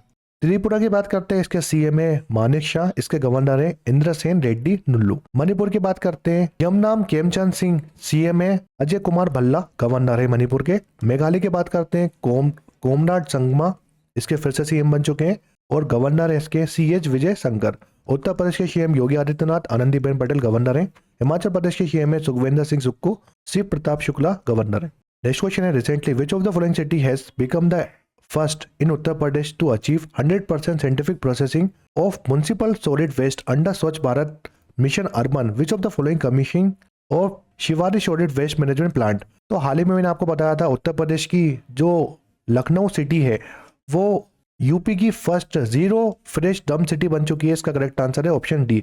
तो 100% scientific processing municipal solid waste achieve करा है उत्तर प्रदेश की लखनऊ सिटी ने। स्वच्छ भारत अर्बन मिशन के तहत उत्तर प्रदेश ने 100% scientific processing municipal waste achieve करा है। स्वच्छ भारत अर्बन मिशन कब लॉन्च करा था गवर्नमेंट ऑफ इंडिया ने? अक्टूबर 2, 2014 में ministry of housing and urban ministry के अधीन ये अर्बन मिशन लॉन्च करा था मोदी जी ने। देखिए स्वच्छ भारत अर्बन मिशन आया था 1.0। हमने इसका जो टारगेट था ना वो अचीव कर लिया 100%। इसका टारगेट क्या था कि हमको जो अर्बन सिटीज है ना इंडिया की उसको 100% ODF करना है, यानी ओपन डेफिकेशन फ्री करना है 100%। तो वो हमने अचीव कर लिया था। फिर स्वच्छ भारत मिशन आया था अर्बन 2.0, 2021 से 2026 तक चला है ये मिशन। इसका जो फर्स्ट फेज था ना वो 2021 से 22 के लिए अनाउंस हुआ था और जो सेकंड फेज था उसमें हमें क्या करना था, हमारा एम था हमें ODF से लेकर ODF प्लस और ODF प्लस प्लस में फोकस करना था। यानी जो अर्बन सिटीज है ना उसमें आपने अगर ODF पा लिया यानी ओपन डेफिकेशन फ्री कर लिया अर्बन सिटीज को, और उसके बाद हमको ODF प्लस भी करना है और ODF प्लस प्लस भी अचीव करना है। अब देखो ODF मतलब क्या होता है, हमको ओपन डेफिकेशन फ्री करना था अचीवमेंट, तो वो हमने पहले ही कर लिया था अर्बन मिशन फर्स्ट में। जो ODF प्लस होता है ना, ODF प्लस मतलब ओपन डेफिकेशन फ्री करना था। ODF प्लस मतलब हमको ओपन डेफिकेशन फ्री के साथ जो हाइजीनिक है ना, हाइजीनिक कम्युनिटी और पब्लिक टॉयलेट्स है ना उसका भी यूज करना है, यानी उसको भी क्लीन रखना है, हाइजीन रखना है पब्लिक टॉयलेट्स को, और उसमें लोग यूज करें पब्लिक टॉयलेट वो भी देखना था। उसका मतलब होता है ODF प्लस। अब ODF प्लस प्लस मतलब क्या होता है, जो फिस्कल स्लेज है ना, फिस्कल स्लेज को मैनेजमेंट करना है। जो म्युनिसिपालिटीज होती हैं, जो स्टेट्स की म्युनिसिपालिटीज होती हैं, उनका ये काम है कि जो फिस्कल स्लेज है वो कंप्लीटली मैनेज हो। ये आपको देखना है ODF प्लस प्लस में। तो ये 3 कैटेगरी होती हैं, ODF, ODF प्लस और ODF प्लस प्लस। ODF में हम फिजिकल फ्री करना है हमको, ODF प्लस में हाइजीन भी देखना है और पब्लिक टॉयलेट की हाइजीन देखना है, कम्युनिटी और पब्लिक टॉयलेट की। और ODF प्लस प्लस जो फिजिकल स्लेज होता है उसका भी मैनेज करना है। कोई भी जो भी पीपल जो पर्सन है वो टॉयलेट का यूज करे टॉयलेट करने के लिए। तो इंडिया की 14 सिटीज हैं जिसको सर्टिफाइड वाटर प्लस का दर्जा मिला है। आज का पहला क्वेश्चन है, there was a Nagaland first drone school and drone centre of excellence inaugurated. Nagaland का पहला ड्रोन स्कूल और ड्रोन सेंटर ऑफ एक्सीलेंस कहाँ उद्घाटित किया गया है? तो हाल ही में नागालैंड स्टेट का पहला ड्रोन सेंटर और ड्रोन स्कूल बनाया गया है। ये बना है कोहिमा में। कोहिमा जो है ना वो नागालैंड की कैपिटल है, तो आपको याद रखना है इसका correct answer option C. Nagaland की बात करते हैं तो 17 एडमिनिस्ट्रेटिव डिस्ट्रिक्ट है नागालैंड स्टेट में। हाल ही में 17वीं डिस्ट्रिक्ट बनी है नागालैंड की। ये बनी थी 22 फरवरी 2025 में। 17 डिस्ट्रिक्ट कौन सी बनी है नागालैंड की? मेलूरी डिस्ट्रिक्ट बनी है नागालैंड की 17 डिस्ट्रिक्ट। और ये किससे अलग होकर बनी है? तो जो पेक डिस्ट्रिक्ट है ना उससे अलग होकर मेलूरी डिस्ट्रिक्ट बनी है। ये 17वीं डिस्ट्रिक्ट है इस स्टेट की। हाल ही में नागालैंड गवर्नमेंट ने chief minister mobile operation theatre initiative launch करा था। इसको लॉन्च करा था 26 फरवरी 2025 को। और ये ऑपरेशन क्यों चलाया गया था? इस ऑपरेशन का इनिशिएटिव था इनको प्रोवाइड करनी है फ्री एडवांस सर्जिकल और diagnostic centre rural and remote area में। जो रिमोट और रूरल एरिया है ना वहां तक सेवाएं पहुंच नहीं पाती, डायग्नोसिस नहीं हो पाते लोग, वो उन रूरल एरिया और रिमोट एरिया के लिए एडवांस सर्जिकल और डायग्नोस्टिक सर्विस और सेंटर प्रोवाइड कराएंगे हम इस इनिशिएटिव के तहत। नागालैंड के जो फॉरेस्ट मैनेजमेंट प्रोजेक्ट है उसको एक अवार्ड मिला है हाल ही में, स्कोच अवार्ड 2024 का। स्कोच अवार्ड न्यू दिल्ली में दिया गया था। तो एक्सेप्शनल एफर्ट्स के लिए इनको ये अवार्ड मिला है। इन्होंने जो फॉरेस्ट इकोसिस्टम है ना उसको इम्प्रूव करा है और प्रमोट करा है सस्टेनेबल इनकम जनरेशन को। तो इसलिए नागालैंड फॉरेस्ट मैनेजमेंट प्रोजेक्ट को स्कोच अवार्ड मिला है 2024 का। ये न्यू दिल्ली में दिया गया था। और इस प्रोजेक्ट को असिस्ट किसने किया था? जापान इंटरनेशनल कॉर्पोरेशन एजेंसी ने इसको असिस्ट किया था। नागालैंड की एक जगह है जोकुआ वैली को हाल ही में हमें ग्लोबल टूरिज्म डेस्टिनेशन बनाना है। सेंट्रल गवर्नमेंट का इनिशिएटिव है कि उनको डेवलप करना है 50 टूरिस्ट डेस्टिनेशन जो ग्लोबल स्टैंडर्ड के लिए ये टूरिज्म बढ़ाए। इसलिए ये 50 इनिशिएटिव में जो नागालैंड की जुकुआ वैली है ना उसको भी सिलेक्ट करा है। हाल ही में गवर्नमेंट ऑफ इंडिया ने लॉन्च करा है स्टेट लेवल वाटर शीट महोत्सव 2025। तो वाटर शीट महोत्सव और मिशन वाटर शीट पुनरुत्थान इसको ऑर्गेनाइज कराया था नागा सोलिडेरिटी पार्क में जो कि कोहिमा नागालैंड में। अगर नागालैंड की बात करते हैं तो ये इंडिया के 16 स्टेट बना था। और इसको फुल्ली स्टेट का दर्जा कब मिला था? तो 1 दिसंबर 1978 में इसको फुल्ली तरह स्टेट में कवर कर दिया था, ये कन्वर्ट कर दिया था। इससे पहले ये यूटी था 1963 तक। हाईएस्ट माउंटेन पिक की बात करते हैं तो नागालैंड की हाईएस्ट माउंटेन पिक है सारामती। इसकी लगभग जो ऊंचाई है ना वो 3841 मीटर है। नागालैंड में एक काफी फेमस फेस्टिवल बनाते हैं और इससे एग्जाम में जरूर क्वेश्चन आता है। तो 26 एडिशन बनाया था हमने हॉर्नबिल फेस्टिवल का। हॉर्नबिल फेस्टिवल जो है ना वो नागालैंड में सेलिब्रेट होता है, आपको याद रखना है। और इस बार जो हॉर्नबिल फेस्टिवल हुआ था नागालैंड में 26 एडिशन, उसमें कौन कौन सी कंट्री ने पार्टिसिपेट किया था? कौन सी पार्टनर कंट्री थी? ऑस्ट्रेलिया, फ्रांस, आयरलैंड, माल्टा, स्विट्जरलैंड और यूनाइटेड किंगडम, ये इसमें पार्टनर कंट्री थी। तो टोटल 6 पार्टनर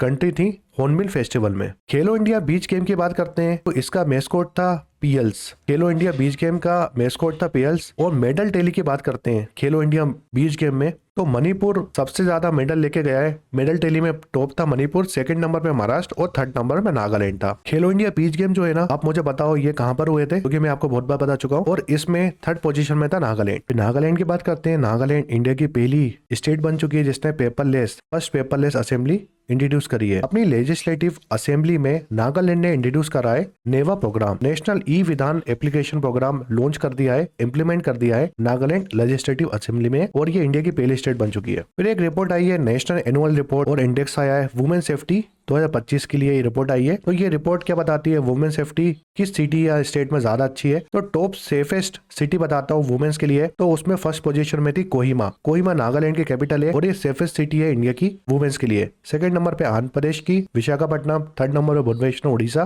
फोर्थ नंबर में ऐजवाल मिजोरम की और फिफ्थ नंबर में गैंगटॉक सिक्किम। फिर अनसेफ सिटी की बात करते हैं तो वुमेन्स के लिए अनसेफ सिटी कौन सी है? 5 बताता हूँ। पहली पटना बिहार, जयपुर राजस्थान, फरीदाबाद हरियाणा, न्यू दिल्ली और 5वीं है कोलकाता वेस्ट बंगाल। हाल ही में इंडिया की first regional anti narcotic conference हुई है, ये नॉर्थ ईस्ट स्टेट में हुई है यानी इसको इस बार कराया था नागालैंड में। तो नागालैंड ने ऑर्गेनाइज कराया था anti narcotic conference. Indian army ने कोलैबोरेशन कराए नेशनल डिजास्टर रिलीफ फोर्स के साथ। तो इन दोनों ने मिलकर एक एक्सरसाइज कराई थी, एक्सरसाइज राहत नेशनल डिजास्टर रिलीफ फोर्स और इंडियन आर्मी ने कराई है। और ये कहां पर कराई है? रंगा पहाड़ मिलिट्री स्टेशन है दीमापुर नागालैंड में। तो आपको याद रखना है एक्सरसाइज राहत इस बार हुई थी दीमापुर नागालैंड में। फिर कर्नाटक की बात करते हैं। कर्नाटक ने फर्स्ट टाइम वोटर्स के लिए एक कैंपेन लॉन्च कराए माय भारत माय वोट का। तो कर्नाटक ने my Bharat my vote campaign launch करा था, जो फर्स्ट टाइम वोट दे रहे हैं उनके लिए। फिर महाराष्ट्र की बात करते हैं। तो महाराष्ट्र कैबिनेट ने अप्रूव कराए कि वो 1000 इलेक्ट्रिक बस चलाएंगे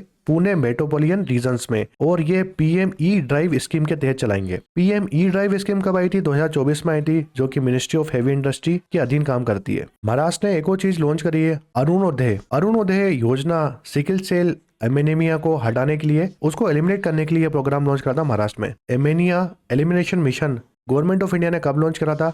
तो इसको लॉन्च करा था जुलाई 2023 में। हमें एरिडिकेट करना है सिकल सेल एमेनिया डिसीज को, और ये पब्लिक हेल्थ प्रोग्राम 2047 तक करना है। ऐसा नेक्स्ट क्वेश्चन है, Indian AI research organization is propose to set up in which city? Indian AI research organization किस शहर में स्थापित की जाएगी?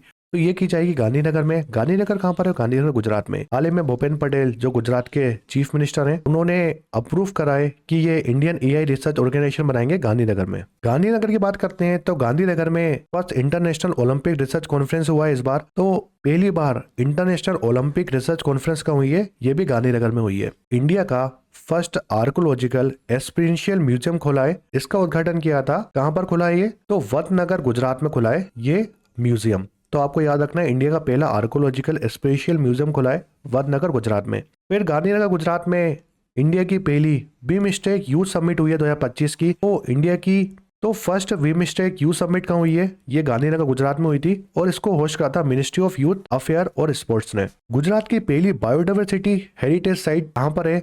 तो ये गुनेरी में है, गुनेरी इनलैंड मैंग्रोव।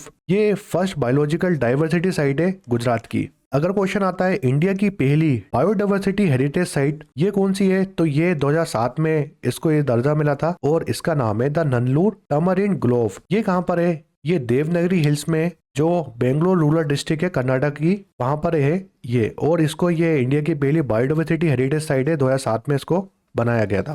फिर गुजरात के दाहोद में प्राइम मिनिस्टर मोदी जी ने लॉन्च कराए, उद्घाटन किया है D9, यानी इंडिया का पहला 9000 हॉर्स पावर इलेक्ट्रिसिटी लोकोमोटिव का। तो India first 900 horse power locomotive कहाँ बनेगा? ये पावरफुल फ्रीट इंजन होगा इंडियन रेलवे के लिए, और ये बनेगा दाहोद फैक्ट्री गुजरात में। तो दाहोद में जो फैक्ट्री है वहां पर 9000 हॉर्स पावर का इलेक्ट्रिक लोकोमोटिव इंजन बनाने जा रहे हैं हम इंडियन रेलवे के लिए। ये काफी इंपॉर्टेंट क्वेश्चन है। फिर अदानी ग्रुप की बात करते हैं। तो अदानी ग्रुप ने इंडिया का first pining of green hydrogen plant है, इसको लॉन्च करा है कच्छ गुजरात में। फिर अदानी ग्रुप ने क्या करा है? अदानी ग्रुप ने इंडिया का first of grid 5 megawatt green hydrogen plant कहां पर खोला है? ये गुजरात में खोला है, कच्छ में। हाल ही में जो प्रोफेसर हैं एम सतीश कुमार को अपॉइंट करा है हमने फर्स्ट डीन, जो क्वीन यूनिवर्सिटी है बेलफास्ट, यानी जो आपको पता है Gujarat international finance tech city है, जिसको हम गिफ्ट सिटी बोलते हैं, उसमें जो यूनिवर्सिटी है क्वीन यूनिवर्सिटी, उसके पहले प्रोफेसर अपॉइंट करे हैं, उसके पहले डीन अपॉइंट करा है हमने सतीश कुमार को। गुजरात स्टेट ने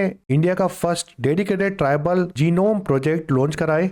ये इंडिया का पहला ऐसा प्रोजेक्ट है जो किसी स्टेट ने लॉन्च करा है। जेनेटिक डिसऑर्डर डिटेक्शन के लिए और ट्राइबल हेल्थ केयर बढ़ाना है, इसका एनफोर्समेंट करना है, उसके लिए ये प्रोजेक्ट लॉन्च करा है। इसको इंप्लीमेंट करा था Gujarat bio technology research centre ने। हाल ही में संजय कोल को नियुक्त करा है हमने एमडी और CEO gift city in Gandhinagar में जो गिफ्ट सिटी बनी है ना, उसके मैनेजिंग डायरेक्टर और सीईओ किसको बनाया? संजय कोल को बनाया। इसरो की बात करते हैं तो इसरो इंडिया का सेकेंड लार्जेस्ट स्पेस पोर्ट बनाने जा रहा है गुजरात में। अगर क्वेश्चन आता है इंडिया का पहला और लार्जेस्ट स्पेस पोर्ट कहाँ है, तो वो अभी है सतीश धवन स्पेस सेंटर में, जो कि आंध्र प्रदेश में, श्रीहरिकोटा आंध्र प्रदेश में। तो इंडिया के पास एक ही स्पेस पोर्ट है, सतीश धवन स्पेस सेंटर, ये श्रीहरिकोटा आंध्र प्रदेश में। और India second largest space port बनाने जा रहा है कहां पर? गुजरात में। लगभग 10,000 करोड़ का यह प्रोजेक्ट होगा, और ये दीव और वेरावल के बीच में बनेगा ये स्पेस पोर्ट। ये जो स्पेस पोर्ट होगा ना वो SALV और PSLV रॉकेट लॉन्चर सेंटर होगा इंडिया का, इसरो का। देखिए इंडिया बनाने जा रहा है 1 मेगावाट ग्रीन हाइड्रोजन प्लांट। ये पहला इंडिविजुअल प्लांट होगा इंडिया का, मेक इन इंडिया का। तो इंडिया का first 1 mega green hydrogen plant कहाँ बनने जा रहा है? ये कंडला पोर्ट गुजरात में बनने जा रहा है। और ये कितना प्रोड्यूस करेगा ग्रीन हाइड्रोजन? तो 140 टन एनुअली प्रोड्यूस करेगा। जो किस मिशन के अधीन बना रहे हैं हम? मैरीटाइम इंडिया विजन 2030 के अधीन हम बना रहे हैं। यानी हमको annually 140 ton green hydrogen produce करनी है 2030 तक। देखिए एक इंपॉर्टेंट क्वेश्चन है, ministry of new and renewable energy क्या चाहती है? हमको 3 जो मेजर पोर्ट है उसको ग्रीन हाइड्रोजन हब बनाना है नेशनल ग्रीन हाइड्रोजन मिशन के तहत। तो ये कौन से पोर्ट है इंडिया के? ये तीनों पोर्ट याद रखो, एग्जाम में जरूर क्वेश्चन आएगा। पहला है दीनदयाल पोर्ट अथॉरिटी, ये गुजरात में। PO चिदम्बरम पोर्ट, ये तमिलनाडु का पोर्ट है। तीसरा जो पोर्ट है पेरादीप पोर्ट अथॉरिटी, ये उड़ीसा में। तो ये 3 जो पोर्ट है ना, आपको भूलने नहीं है, आपको याद रख लो। DVP पोर्ट में हमको क्या करना है? ग्रीन हाइड्रोजन हब बनाना है। तो पहला है दीन दयाल पोर्ट अथॉरिटी, ये गुजरात का पोर्ट है। दूसरा है VO चिदम्बरम पोर्ट, ये तमिलनाडु का पोर्ट है। तीसरा है पेरादीप पोर्ट, ये उड़ीसा का पोर्ट है। अब ग्रीन हाइड्रोजन मिशन की बात करते हैं। तो ये इनिशिएटिव लॉन्च करा था गवर्नमेंट ऑफ इंडिया ने 2023 में। हमारा टारगेट क्या है आपको याद रखना है? हमारा टारगेट है हमें ग्रीन हाइड्रोजन प्रोडक्शन करना है। तो ग्रीन हाइड्रोजन प्रोडक्शन है ना, उसकी कैपेसिटी 5 मिलियन मेट्रिक टन तक बढ़ानी है 2030 तक। तो ये काफी इंपोर्टेंट क्वेश्चन है, याद रखो। इंडिया दूसरी बार कॉमनवेल्थ गेम ऑर्गेनाइज कराने वाला है 2030 में। तो ये कहां पर ऑर्गेनाइज होगा? ये इस बार होगा अहमदाबाद में। अहमदाबाद वेस्ट स्टेट है गुजरात की। तो यहाँ पर होस्ट होगा कॉमनवेल्थ गेम 2030 में। एक क्वेश्चन ये आता है कि इंडिया दूसरी बार कॉमनवेल्थ गेम ऑर्गेनाइज कराने वाली है। पहली बार कब ऑर्गेनाइज कराए थे कॉमनवेल्थ गेम? तो 2010 में पहली बार इंडिया ने ऑर्गेनाइज कराए थे कॉमनवेल्थ गेम। ये कराए थे न्यू दिल्ली में। और सेकेंड टाइम ये गेम ऑर्गेनाइज कराने वाले हम अहमदाबाद गुजरात में। रामसर साइट की बात करते हैं तो इंडिया में टोटल कितनी रामसर साइट है प्रेजेंट में? तो टोटल रामसर साइट है इंडिया में 98, 97 और 98 रामसर साइट बताता हूँ आपको। पटना बर्ड सेंचुरी, देखो ये काफी इंपोर्टेंट क्वेश्चन है। पटना बर्ड सेंचुरी कहाँ पर है? ये इटाहा डिस्ट्रिक्ट में उत्तर प्रदेश में। पटना जो है ना वो बिहार की कैपिटल है। तो आप ये समझ के बिहार टिक मत लगा देना। पटना बर्ड सेंचुरी उत्तर प्रदेश में। काफी सारे इंपोर्टेंट क्वेश्चन है, ध्यान रखना जरूर आएगा। दूसरी जो रामसर साइट बनी है टारी धांड वेटलैंड जो है ना उसको भी रामसर साइट का दर्जा मिला है। और ये गुजरात के कच्छ रीजन में पड़ती है। तो गुजरात की ये रामसर साइट है, आपको याद रखना है। फिर ये तो हो गई 97 और 98 Ramsar site. Total 98 Ramsar site ने प्रेजेंट में इंडिया में। 96 रामसर साइट कौन सी बनी थी? तो ये बनी थी कोबरा रिजर्व बिलासपुर में। बिलासपुर छत्तीसगढ़ की ये रामसर साइट बनी है 96। और ये छत्तीसगढ़ की पहली रामसर साइट है। तो ये काफी इंपोर्टेंट क्वेश्चन है। कोबरा रिजर्व जो है ना वो बिलासपुर छत्तीसगढ़ की रामसर साइट है और ये छत्तीसगढ़ की पहली रामसर साइट बनी है। वर्ल्ड वेटलैंड डे हम कब बनाते हैं? तो हर साल 2 फरवरी को हम वर्ल्ड वेटलैंड डे बनाते हैं। हाल ही में गुजरात CM जिनका नाम है भूपेंद्र पटेल, उन्होंने उद्घाटन किया आशा वेन का गांधीनगर से। ये जो वेन है ना कैंसर डिटेक्शन के लिए चालू करी है आशा वेन गुजरात CM ने। गुजरात ने लॉन्च करा है पोषण उड़ान 2026। मकर संक्रांति के दिन स्टेट वाइड न्यूट्रिशन और हेल्थ अवेयरनेस के लिए पोषण उड़ान 2026 लॉन्च करा था गुजरात ने। अब 2021 में क्या हुआ था? प्रधानमंत्री पोषण शक्ति निर्माण ये लॉन्च करा था यूनियन कैबिनेट ने। और इसके मुताबिक क्या है, हमें मील प्रोवाइड करानी है गवर्नमेंट स्कूल्स में और बच्चों को। तो ये स्कीम याद रखो 2021 में चालू हुई थी। तो गुजरात स्टेट से जो भी क्वेश्चन बनते हैं मैंने आपको एक एक क्वेश्चन बताए। इंपोर्टेंट क्वेश्चन जो है मैंने पूरा कवर करा दिया आपको 2025 के। तो जो क्वेश्चन मैं बताते जा रहा हूँ आप याद रखना क्योंकि इंपोर्टेंट क्वेश्चन है। एक एक क्वेश्चन जो मैंने बताया वो जरूर आएंगे एग्जाम में। नेक्स्ट क्वेश्चन है हमारा, which state become the first in India to constitute its 8th pay commission? कौन सा राज्य भारत में 8वां राज्य वेतन आयोग गठित करने वाला पहला राज्य बना है? देखिए इंडिया की पहली स्टेट कौन सी बन चुकी है जिसने इंप्लीमेंट कराए 8th पे कमीशन? ये कराए असम स्टेट ने। इसका करेक्ट आंसर ऑप्शन। और असम स्टेट ने इसके लिए अपॉइंट कराए सुभाष दास को। तो सुभाष दास चेयरमैन बनाए गए 8th पे कमीशन के लिए। फिर अब मैं आपको बताऊंगा असम स्टेट के बारे में। जो जो इंपोर्टेंट पॉइंट्स है वो हम देखेंगे असम स्टेट के बारे में। तो असम स्टेट में हाल ही में एक नया नेशनल पार्क बना है। इसके साथ टोटल 8 नेशनल पार्क हो चुके हैं असम स्टेट में। असम स्टेट ने अपना 8वां नेशनल पार्क नोटिफाई कराए। इसका नाम है चिराग रिपू एलिफेंट रिजर्व, जिसको हम सिखना ज्वालो नेशनल पार्क भी बोलते हैं। और ये काफी इंपोर्टेंट क्वेश्चन है। ये कौन से डिस्ट्रिक्ट में पड़ता है? सिखना ज्वालो नेशनल पार्क। ये कोकचहार और चिराग डिस्ट्रिक्ट में पड़ता है। और इसको हाल ही में 16 फरवरी 2025 में असम स्टेट ने अप्रूव करा था नेशनल पार्क। इंडिया का पहला नेशनल पार्क कौन सा है, एग्जाम में क्वेश्चन आता है इंडिया का पहला नेशनल पार्क कौन सा बना था, तो ये जिम कॉर्बेट नेशनल पार्क है, ये है उत्तराखंड में। अगर क्वेश्चन आता है कि ओल्डेस्ट बर्ड सेंचुरी कौन सी है इंडिया की, तो वो है वेदनथंकल बर्ड सेंचुरी, ये तमिलनाडु की बर्ड सेंचुरी है। फिर जो असम के सीएम है इनका नाम है हेमंता बिश्व शर्मा, उन्होंने एक स्कीम लॉन्च करी है, एक अभियान लॉन्च करा है जिसका नाम है मुख्यमंत्री महिला उद्यमिता अभियान। तो ये लॉन्च करा है असम के सीएम ने, और इसका एम क्या है, हमको एम्पावर करना है 330 लाख वुमेन्स को असम की, और उनको देना है सीड्स कैपिटल, लगभग ईच महिला को 10,000 रुपए का सीड्स कैपिटल प्रोवाइड करना है इस स्कीम के तहत। फिर एक अवार्ड है श्रीमंता शंकरा देवा अवार्ड। ये अवार्ड हाल ही में किसको मिला है, ये मिला है डॉक्टर सोनल मानसिंह को, और ये अवार्ड जो गवर्नर है असम के उन्होंने दिया है इनको। फिर मिनिस्ट्री ऑफ टेक्सटाइल ने मिलकर और असम की गवर्नमेंट ने मिलकर ऑर्गेनाइज कराया था नेशनल टेक्सटाइल मिनिस्ट्री कॉन्फ्रेंस। तो ये कहाँ पर कराई थी, ये गुवाहाटी असम में कराई थी। फिर असम स्टेट ने एक स्कीम लॉन्च करी है एलिफेंट्स के लिए। आपको पता है असम में एलिफेंट्स बहुत ज्यादा है, कर्नाटका में सबसे ज्यादा एलिफेंट है, उसके बाद असम में। तो एलिफेंट्स के लिए असम गवर्नमेंट ने एक स्कीम लॉन्च करी है जिसका नाम है गजा मित्र स्कीम। ह्यूमन एलिफेंट कॉन्फ्लिक्ट को इफेक्टिव और बचाने के लिए स्कीम लॉन्च करी थी असम ने। नेक्स्ट क्वेश्चन है which district become the Indian first child marriage free district in 2025। 2025 में भारत का पहला बाल विवाह मुक्त जिला कौन सा बना है, काफी इंपॉर्टेंट क्वेश्चन है। ऐसा कौन सा डिस्ट्रिक्ट है इंडिया का जो पूरी तरह चाइल्ड फ्री डिस्ट्रिक्ट बन चुका है, तो यह बालोद डिस्ट्रिक्ट है, ये छत्तीसगढ़ का। तो बालोद जो डिस्ट्रिक्ट है वो छत्तीसगढ़ में, और ये इंडिया का पहला डिस्ट्रिक्ट बन चुका है जिसने डिक्लेयर करा है यहाँ पर एक भी चाइल्ड मैरिज नहीं हुई है अभी तक। तो इंडिया गवर्नमेंट का एक स्कीम है, एक कैंपेन है बाल विवाह मुक्त भारत, हमें बाल विवाह मुक्त भारत बनाना है। ये कैंपेन के तहत जो बालोद डिस्ट्रिक्ट है छत्तीसगढ़ की, वो इंडिया की पहली चाइल्ड मैरिज फ्री डिस्ट्रिक्ट बन चुकी है। और ये किसके अंदर आता है, भारतीय न्याय संहिता 2023 में आया था। इसमें अगर कोई बहन सेक्सुअल एक्ट करता है अपनी वाइफ के साथ, अगर वो 18 साल से कम है, तो उसको गिल्टी ऑफ रेप के तहत अरेस्ट कर सकते हैं। फिर 96 रामसर साइट बनी है छत्तीसगढ़ की, काफी सारे इंपॉर्टेंट क्वेश्चन है। ओवरऑल ये इंडिया की 96 साइट है और छत्तीसगढ़ की पहली साइट है। तो कोपरा रिजर्व बिलासपुर छत्तीसगढ़ की ये साइट है, कहाँ पर है, छत्तीसगढ़ की पहली साइट बनी है रामसर साइट, इसका नाम है कोपरा रिजर्व, ये बिलासपुर में पड़ती है। काफी सारे इंपॉर्टेंट क्वेश्चन है। फिर नेशनल यूथ डे हम बनाते हैं 12 जनवरी को, इस दिन स्वामी विवेकानंद जी का जन्म उत्सव होता है, बर्थ एनिवर्सरी होती है। स्वामी विवेकानंद चेतना महोत्सव ऑर्गेनाइज कराया था बिलासपुर छत्तीसगढ़ में, और ये नेशनल यूथ डे जिस दिन स्वामी विवेकानंद का बर्थ एनिवर्सरी होती है उस दिन करा था। हाल ही में पद्मश्री अवार्ड मिले हैं, तो छत्तीसगढ़ के 2 पर्सन ऐसे हैं जिनको पद्मश्री अवार्ड से सम्मानित किया है। ये सोशल वर्कर हैं जिनको हम बुधरी पाटी बोलते हैं, यानी बड़ी दीदी बोलते हैं। तो रामचंद्र बोट बोले और इनकी वाइफ सुनीता को हाल ही में पद्मश्री से सम्मानित कराए, और ये दोनों छत्तीसगढ़ के हैं। हाल ही में जो छत्तीसगढ़ के सीएम है विष्णु देव साई ने एक स्कीम लॉन्च करी है, एनुअल एड स्कीम। इसके तहत ये प्रोवाइड करेंगे 10,000 एनुअली लैंडलेस एग्रीकल्चर लेबर्स को। फिर एक और स्कीम लॉन्च करी है छत्तीसगढ़ में, दीनदयाल उपाध्याय कृषि मजदूर कल्याण योजना स्कीम भी लॉन्च करी है छत्तीसगढ़ में। हाल ही में ज्ञानपीठ विनर विनोद कुमार शुक्ला जी का देहांत हुआ है, 88 उम्र की साल में इनका देहांत हो गया है, और ये एम्स रायपुर में इनकी डेथ हुई है।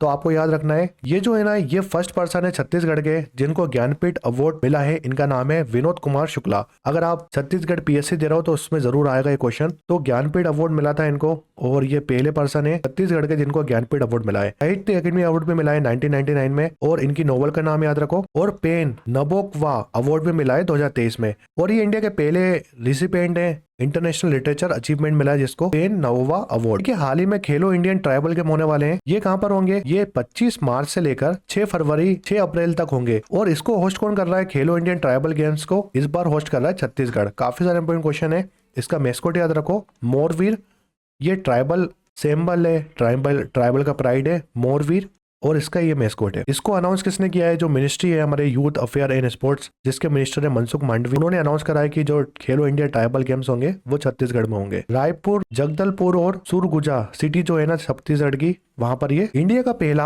एआई स्पेशल इकोनॉमिक जोन इसको लॉन्च करा है, कहां पर, नया छत्तीसगढ़ में। तो आपको याद रखना है, इंडिया का पहला एआई स्पेशल इकोनॉमिक जोन हम कहां बनाने जा रहे हैं, ये लॉन्च होगा नया छत्तीसगढ़ रायपुर में, नया रायपुर छत्तीसगढ़ में। इस क्वेश्चन है Indian first fully paperless district court was inaugurated in which place, Bharat का पहला पूर्णतः पेपरलेस जिला न्यायालय कहाँ उद्घाटित किया गया है। तो इंडिया की पहली कोर्ट ऐसी है, डिस्ट्रिक्ट कोर्ट, जो पूरी तरह पेपरलेस है, ये है कलपिट्टा कहाँ पर है, कलपिट्टा केरल में। तो इंडिया जो चीफ जस्टिस ऑफ इंडिया है सूर्यकांत ने उद्घाटन किया है इंडिया की पहली फुल्ली पेपरलेस डिस्ट्रिक्ट कोर्ट का, जो कलपिट्टा वयनाड डिस्ट्रिक्ट में पड़ती है केरल स्टेट में। हाल ही में एक राइटर है जिनका नाम है शाह जोसफ ने मातृभूमि लिटरेचर अवार्ड को मिला है हाल ही में। तो मातृभूमि लिटरेचर अवार्ड जीतने वाली इनका नाम है शाह जोशप और इस अवार्ड को कोझिकोड केरल में दिया गया है। इसमें जो प्राइज मनी होती है वो 3 लाख होती है।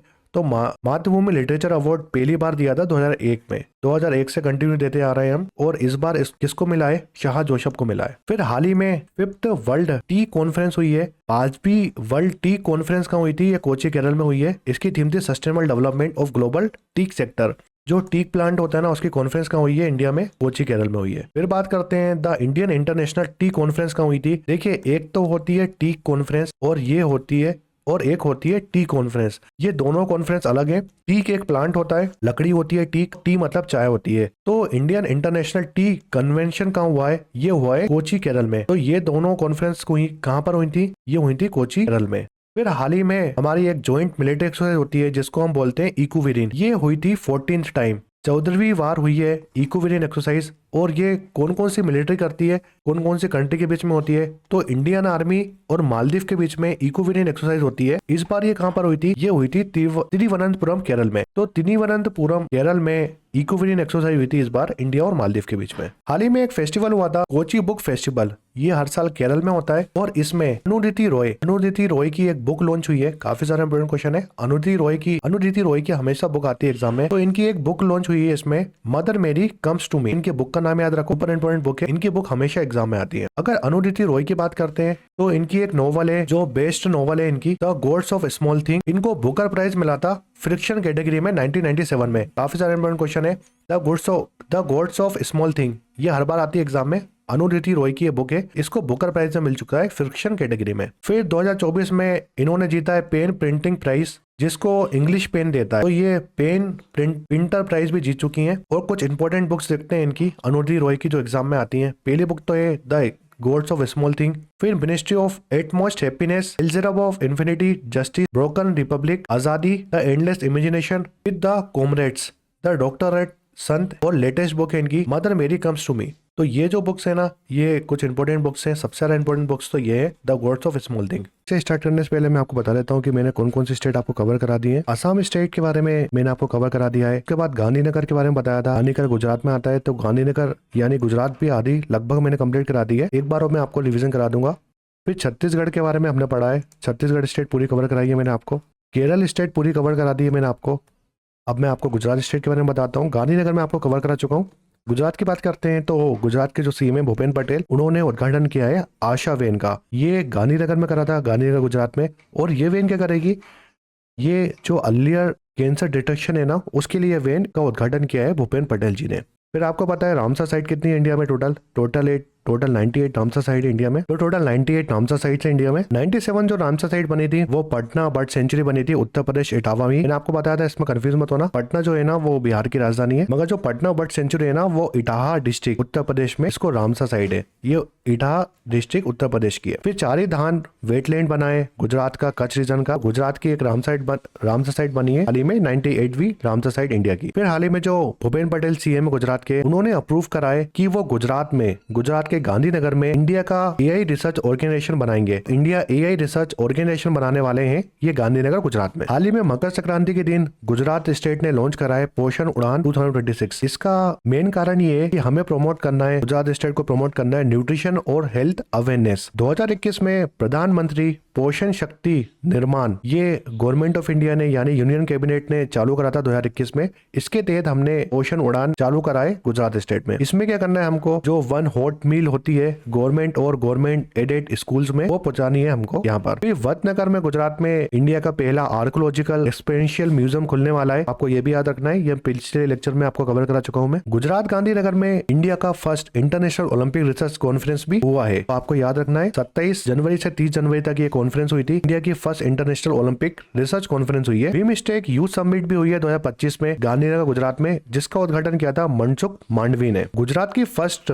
बायोडाइवर्सिटी हेरिटेज साइट डिक्लेयर करा है गुनेरी को। तो गुनेरी जगह जो है ना वो फर्स्ट बायोलॉजिकल हेरिटेज साइट बनी है गुजरात की। ये गुनेरी इनलैंड मैंग्रोव जो है ना, इसको पहली बायोडाइवर्सिटी हेरिटेज साइट बनाया गुजरात की। मैंने आपको बताया था कि इंडिया की पहली बायोडाइवर्सिटी 2017 में बनी थी। ये कौन सी साइट थी? इसका नाम है नल्लू टेरामिंट ग्लोव। ये बेंगलोर कर्नाटक कर्नाटका की साइड है, आपको याद रखना है। हाल ही में प्रधानमंत्री मोदी जी ने इंडिया का फर्स्ट 9000 हॉर्स पावर का लोकोमोटिव इंजन उसकी फैक्ट्री का उद्घाटन किया है दाहोद फैक्ट्री में। मतलब इंडिया का मोस्ट पावरफुल इंजन, जो ट्रेन का इंजन होता है ना, उसको हम लोकोमोटिव इंजन बोलते हैं। तो ये फ्रीट इंजन है, ये पावरफुल लोकोमोटिव इंजन है। ये 9000 हॉर्स पावर का इलेक्ट्रिक लोकोमोटिव इंजन है, आपको याद रखना है। और ये कहां पर बनेगा? ये दाहोद फैक्ट्री है ना गुजरात में, वहां बनेगा। हाल ही में अडानी ने लॉन्च करा है इंडिया का first pining of green hydrogen plant. ये करा है कच्छ गुजरात में। एक एक्स्ट्रा इन्फॉर्मेशन बताता हूँ कि इंडिया की फर्स्ट फुल्ली लिटरेट स्टेट कौन सी है, तो वो मिजोरम है, और सेकंड कौन सी है, वो गोवा है। हाल ही में जो गिफ्ट सिटी है ना, ये गुजरात में है। ये पहली स्मार्ट फाइनेंस हब है इंडिया का। तो ये गुजरात में जो गिफ्ट सिटी है उसमें यूनिवर्सिटी है। तो यहाँ पर जो यूनिवर्सिटी बनी है क्यून यूनिवर्सिटी बेलफास्ट, तो इसके डीन नियुक्त कर रहे हैं सतीश कुमार को। तो जो क्यून यूनिवर्सिटी बेलफास्ट है उसके जो डीन है वो सतीश कुमार है। फिर गुजरात स्टेट ने लॉन्च करा है इंडिया का first dedicated tribal genome project. तो ये ट्राइबल जेनोम प्रोजेक्ट है और ये गुजरात ने लॉन्च करा है। इसको इम्प्लीमेंट करा है गुजरात बायोटेक्नोलॉजी रिसर्च सेंटर ने। फिर हाल ही में जो संजय कोल है, संजय कोल को एमडी और सीईओ बनाया है गिफ्ट सिटी गांधीनगर में जो है उसके। इसरो क्या करना चाहता है? इसरो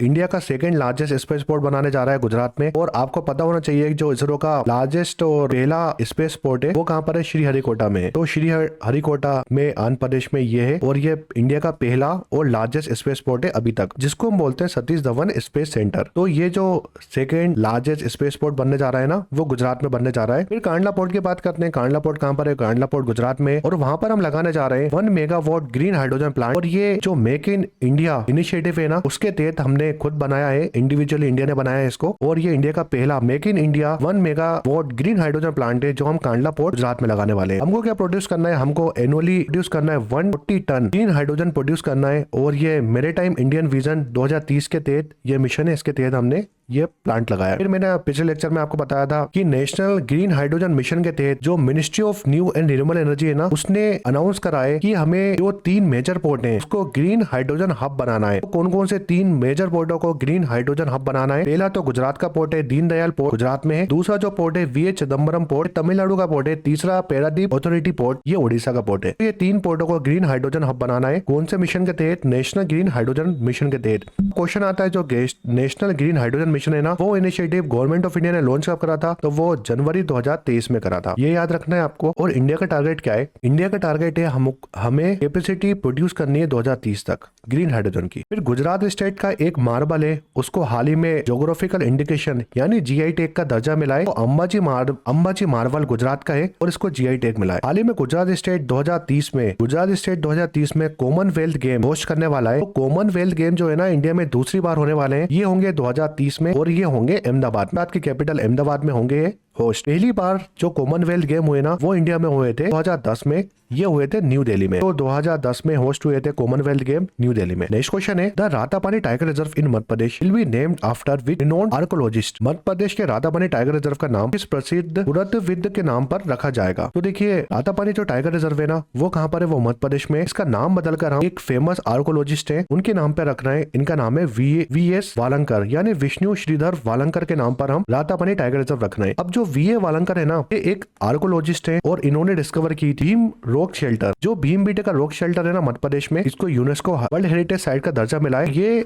इन्होंने खोजी थी वीएस वालंकर ने। काफी ज्यादा इंपॉर्टेंट क्वेश्चन है। UNESCO world heritage site Madhya Pradesh में 3 है, उसमें आती है हमारी भीम रॉक शेल्टर। तो पहली तो यही हो गई। दूसरी जो यूनेस्को वर्ल्ड हेरिटेज साइट है ना मध्य प्रदेश में, वो सांची स्तूप है। सांची स्तूप को भी यूनेस्को वर्ल्ड हेरिटेज साइट का स्टेटस मिला है। और जो तीसरी साइट है ना मध्य प्रदेश की, जिसको यूनेस्को वर्ल्ड हेरिटेज साइट का मिला है दर्जा, तो वो है खजुराहो टेम्पल। खजुराहो टेम्पल। तो 3 साइट से मध्य प्रदेश में जिसको यूनेस्को वर्ल्ड हेरिटेज साइट का स्टेटस मिला है। पहली तो भीमबेटका का रॉक शेल्टर हो गई, इसको खोजा था, जिसको डिस्कवर किया था वीएस वालंकर ने। और वीएस वालंकर और सेकंड साइट हो गई सांची स्तूप, तीसरी हो गई Khajuraho temple. Ratapani tiger reserve की बात करते हैं तो इसका नाम बदलकर वीएस वालंकर टाइगर रिजर्व रखने वाले हैं मध्य प्रदेश स्टेट। और ये 8वां टाइगर रिजर्व है मध्य प्रदेश का। और ओवरऑल बात करते हैं तो 57वां टाइगर रिजर्व है इंडिया का। फिर मध्य प्रदेश के सीएम जिसका नाम है मोहन यादव, उन्होंने स्वामी विवेकानंद युवा शक्ति मिशन लॉन्च करा है मध्य प्रदेश में। इसमें क्या करेंगे, 70% तो यूथ होंगे 2028 तक, उनको एजुकेशन प्रोवाइड करनी है जितने भी यूथ होंगे। हाल ही में एक रिपोर्ट आई है, उस रिपोर्ट के हिसाब से इंडिया में जो वल्चर्स होते हैं ना, जो गिद्ध होते हैं, वो सबसे ज्यादा कहाँ देखने को मिलेंगे आपको, तो वो मध्य प्रदेश में मिलेंगे। तो highest number of vultures India में कहाँ देखने को मिलेंगे आपको, वो मिलेंगे मध्य प्रदेश स्टेट में। हाल ही में 58 टाइगर रिजर्व का दर्जा मिला है। ये जो भूपेंद्र यादव है हमारे एनवायरमेंट मिनिस्टर, उन्होंने अनाउंस करा है, डिक्लेयर करा है 58 टाइगर रिजर्व इंडिया का। काफी सारा इंपॉर्टेंट क्वेश्चन है। इसका नाम है माधव नेशनल पार्क। तो माधव नेशनल पार्क को टाइगर रिजर्व का दर्जा दे दिया है और ये 58वां टाइगर रिजर्व बना है इंडिया का। देखिए, आपको पता होना चाहिए नेशनल पार्क में अगर टाइगर की संख्या ज्यादा हो जाती है तो उसको टाइगर रिजर्व का दर्जा दे दिया जाता है। तो ये मध्य प्रदेश का है माधव नेशनल पार्क। फिर डॉक्टर भीमराव अंबेडकर की बात करते हैं। Doctor Bhimrao Ambedkar wild life sanctuary, इसको बनाई गई है, ये नई सेंचुरी बनाई गई है मध्य प्रदेश गवर्नमेंट ने। तो मध्य प्रदेश ने डिक्लेयर करा है भीमराव अंबेडकर जी के नाम पर एक नई सेंचुरी, आपको याद रखना है, और ये सागर डिस्ट्रिक्ट में पड़ती है। अगर मैं क्वेश्चन पूछता हूँ कि इंडिया की फर्स्ट नेशनल पार्क कौन सा है, तो इंडिया का फर्स्ट नेशनल पार्क बना था जिम कॉर्बेट नेशनल पार्क, ये उत्तराखंड में, और ये बना था 1936 में। फिर बात करते हैं इंडिया क्या चाहता है। इंडिया चाहता है कि वो डेवलप करे फर्स्ट इंटर स्टेट चीता कंजर्वेशन कॉरिडोर। आपको पता है इंडिया में जो चीते लेके आए ना, वो कहां पर लेके आए, वो मध्य प्रदेश में लेके आए। तो ये जो कॉरिडोर बनने वाला है ना, मध्य प्रदेश और राजस्थान की जो बॉर्डर है ना, आप देख सकते हो ये दोनों स्टेट जुड़ी हुई है। तो ये दोनों बाउंड्री शेयर होती है मध्य प्रदेश और राजस्थान की। तो यहाँ पर हम बनाने वाले हैं फर्स्ट इंटर स्टेट चीता कंजर्वेशन कॉरिडोर की मध्य प्रदेश में और राजस्थान में बनेगा। इसमें जो राजस्थान की डिस्ट्रिक्ट होंगी ना, वो कोटा, बूंदी, बरहा, जवाहर, सवाई माधोपुर, चित्तौड़गढ़, ये सब डिस्ट्रिक्ट इसमें राजस्थान की होंगी। और शिवपुर, शिवपुरी, ग्वालियर, मुरैना, अशोकनगर, गुना, नीमच, मंदसौर, ये डिस्ट्रिक्ट मध्य प्रदेश की होगी। और इन दोनों डिस्ट्रिक्ट के बीच में हम क्या करने वाले हैं, इंटर स्टेट चीता कंजर्वेशन कॉरिडोर बनाने वाले, यानी कॉरिडोर बनाएंगे जिसमें ये दोनों जगह जा सके। अगर बात करते हैं राजस्थान की, तो ये जो मुकुंदरा हिल्स टाइगर रिजर्व है ना, मुकुंदरा हिल टाइगर रिजर्व में कॉरिडोर बनेगा, जो बना था 1955 में स्टेब्लिश हुआ था मुकुंदरा हिल्स टाइगर रिजर्व, जो कि राजस्थान में। गांधी सागर टाइगर रिजर्व ये बना था 1974 में, तो यहाँ पर एक कॉरिडोर बनेगा। कूनो नेशनल पार्क ये बना था 1981 में, यहाँ पर एक कॉरिडोर बनेगा। तो ये तीन जो वाइल्ड लाइफ सेंचुरी और नेशनल पार्क है, वहां पर एक कॉरिडोर बनाया जाएगा, इंटर स्टेट चीता कंजर्वेशन कॉरिडोर। हाल ही में डीआरडीओ ने, जो हमारे ऑर्गेनाइजेशन है डीआरडीओ, उसने कंडक्ट कराया है first successfully flight trial stratospheric airship platform. तो इसका पहली बार ट्रायल करा था और ये मध्य प्रदेश से करा था, इसलिए ये न्यूज में था। हाल ही में वत्साला जो है ना, ये एशिया की ओल्डेस्ट एलिफेंट थी, इसका हाल ही में देहांत हुआ है। तो ये जो वत्साला है ना, ये एशिया की ओल्डेस्ट एलिफेंट थी, लगभग 100 साल इसकी एज हो गई थी। और ये जो पन्ना टाइगर रिजर्व है मध्य प्रदेश में, वहां पर थी। तो ये एशिया की ओल्डेस्ट फीमेल एलिफेंट थी, जिसका देहांत हुआ है, खत्म हो गई है, और इसका नाम है वत्साला। और ये कौन से टाइगर रिजर्व में थी, ये पन्ना टाइगर रिजर्व में थी। आपको पता होना चाहिए जो एलिफेंट्स के लिए हमने प्रोजेक्ट एलिफेंट लेके आए थे, वो लेके आए थे 1972 में। और international union of conservation of nature's ये कंजर्व करता है एशियन एलिफेंट को, इसके तहत हम लेके आए थे ये प्रोजेक्ट। इंडिया के जो एलिफेंट है, एशियन एलिफेंट्स बोलते हैं उसका आयुषियन स्टेटस क्या है, उसका आयुषियन स्टेटस है एंडेंजरस। तो ये काफी इंपॉर्टेंट क्वेश्चन है। मध्य प्रदेश के उज्जैन में second global spiritually tourism conclave हुआ है, आपको याद रखना है। तो मध्य प्रदेश के उज्जैन, यहाँ पर महाकालेश्वर टेम्पल है, ये 12 ज्योतिर्लिंग में से आता है। तो मध्य प्रदेश के उज्जैन में सेकंड ग्लोबल स्पिरिचुअली टूरिस्ट या टूरिज्म कॉन्क्लेव हुआ। हाल ही में इंडिया में खेलो इंडिया वाटर स्पोर्ट फेस्टिवल हुए थे 2025 में। ये कहां पर हुए थे, ये हुए थे डल लेक में। डल लेक जो है ना, वो श्रीनगर जम्मू कश्मीर में है। इसका मेस्कोट था हिमालयन किंगफिशर। मेडल टैली की बात करते हैं तो मध्य प्रदेश मेडल टैली में टॉप में थी, जिसने टोटल 18 मेडल जीते हैं, जिसमें 10 गोल्ड, 3 सिल्वर और 5 ब्रॉन्ज थे। लेकिन जो स्टेट थी वो ओडिशा थी, थर्ड थी केरल स्टेट। हाल ही में इंडिया और बोट्सवाना ने अनाउंस करा है क्या, जो हम आपको पता है प्रोजेक्ट चीता चल रहा है हमारा, प्रोजेक्ट चीता के चक्कर में हम चीते लेके आए बाहर दूसरी कंट्री से। तो अब हम जो चीते लेके आने वाले हैं ना, वो बोट्सवाना से लेके आने वाले हैं। तो टोटल 8 चीते लेके आएंगे हम प्रोजेक्ट चीता के तहत। तो अब जो चीते लेके आएंगे हम बोट्सवाना से लेके आएंगे। हाल ही में भोपाल जो है ना, ये मध्य प्रदेश की कैपिटल है, इसको 20 सिटी बना दिया है इंडिया की, जिसमें मेट्रो चालू हो गई है। तो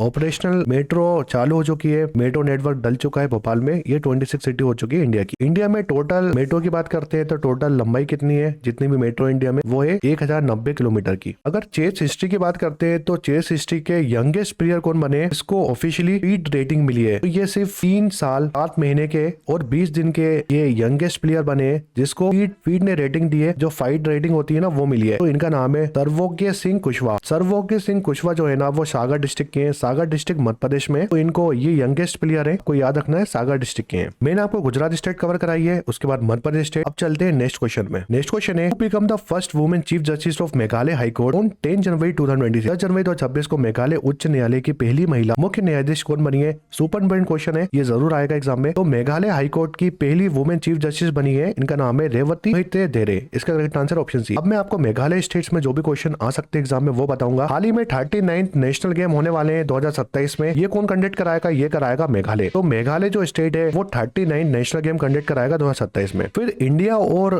थाईलैंड के बीच में एक एक्सरसाइज होती है, ये ज्वाइंट ट्रेनिंग नोट एक्सरसाइज है। इसका 14th एडिशन हुआ था। इस एक्सरसाइज का नाम है एक्सरसाइज मैत्री। तो एक्सरसाइज मैत्री जो है ना वो थाईलैंड के बीच में और इंडिया के बीच में होती है। इस बार ये कहां पर हुई थी? इसका 14th एडिशन हुआ था उमरोई मेघालय में। तो उमरोई मेघालय में एक्सरसाइज मैत्री का 14th एडिशन हुआ था इंडिया और थाईलैंड के बीच में। नेक्स्ट क्वेश्चन है, Jharkhand recently implement the panchayat extension schedule area act पीसा 1996 after how many year of enactment. Jharkhand ने पंचायत अधिनियम पीसा 1946 को इसके लागू होने के कितने वर्ष बाद चालू कराए? देखिए, आपको ये पीसा एक्ट के बारे में मैंने आपको डिटेल में बताया था डेली करंट अफेयर में। जो पीसा एक्ट है ना वो 1996 में आया था और ये कौन से पार्ट में आता है इंडियन कॉन्स्टिट्यूशन के? तो ये पार्ट 9th में आता है। 5th शेड्यूल के अधीन हम पीसा एक्ट लेके आए थे। तो हमको जो ग्राम सभा है ना, ग्राम सभा क्या चाहती है? ग्राम सभा को एम्पावर करना है कि वो ट्राइबल रीजन में जाए और वहां पर देखे कि उनको पूरी सुविधा मिल रही है कि नहीं मिल रही। तो हम पीसा एक्ट लेके आए थे, इसके बारे में हमने डिटेल में बात करी है। तो झारखंड ने कितने साल बाद पीसा एक्ट इंप्लीमेंट करा है अपनी स्टेट में?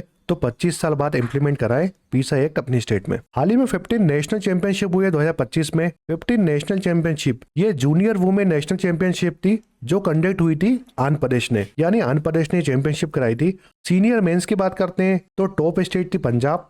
सीनियर वुमेन्स की बात करते हैं तो इसमें टॉप स्टेट थी झारखंड। जूनियर मेंस की बात करते हैं तो इसमें टॉप स्टेट थी हरियाणा और जूनियर वुमेन्स की बात करते हैं तो टॉप स्टेट थी झारखंड। तो देखिए, सीनियर वुमेन्स और जूनियर वुमेन्स में जो टॉप स्टेट थी ना वो दोनों झारखंड थी, यानी विनर झारखंड थी जूनियर वुमेन्स इंटरनेशनल में। वुमेन्स हॉकी इंडियन लीग कहां पर हुई थी? ये कंडक्ट कराई थी रांची झारखंड में। तो वुमेन्स हॉकी इंडियन लीग में जीता कौन है? ये जीता है उड़ीसा स्टेट। इसका करेक्ट आंसर है, तो ये जीता है उड़ीसा वॉरियर्स। उड़ीसा वॉरियर्स ने खिताब जीता है वुमेन्स हॉकी इंडियन लीग का। ये हुई थी रांची झारखंड में। अब एक सुपर इंपोर्टेंट क्वेश्चन आने वाला है कि झारखंड की पहली रामसर साइट कौन सी है? तो उधवा लेक। उधवा जो लेक है ना वो झारखंड की पहली रामसर साइट बनी है। रामसर कन्वेंशन आया था 1991 में। इंडिया में टोटल कितनी रामसर साइट है? टोटल 98 रामसर साइट्स है।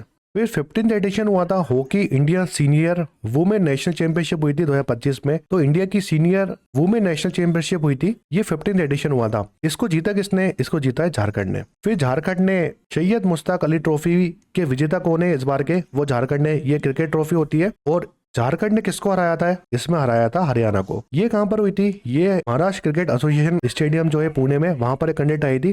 तो सैयद मुश्ताक अली ट्रॉफी जो झारखंड ने जीती है इस बार। फिर उड़ीसा स्टेट की बात करते हैं तो उड़ीसा स्टेट ने, उड़ीसा गवर्नमेंट ने लॉन्च करी है एक स्कीम, आम पदीभा आम भरासे। आम पदीभा आम भरासे स्कीम लॉन्च करी है। जो चाइल्ड एजुकेशन होती है ना उसको प्रमोट करने के लिए स्कीम लॉन्च करी है गवर्नमेंट ने। अगर मेजर स्कीम्स की बात करते हैं, उड़ीसा गवर्नमेंट ने लॉन्च करी है मेजर स्कीम्स बेटी बचाओ बेटी पढ़ाओ के तहत। तो पहली जो स्कीम है निर्भय कादी, दूसरी स्कीम है कल्पना अभियान, सोना कलिका तीसरी स्कीम है विरांगा योजना।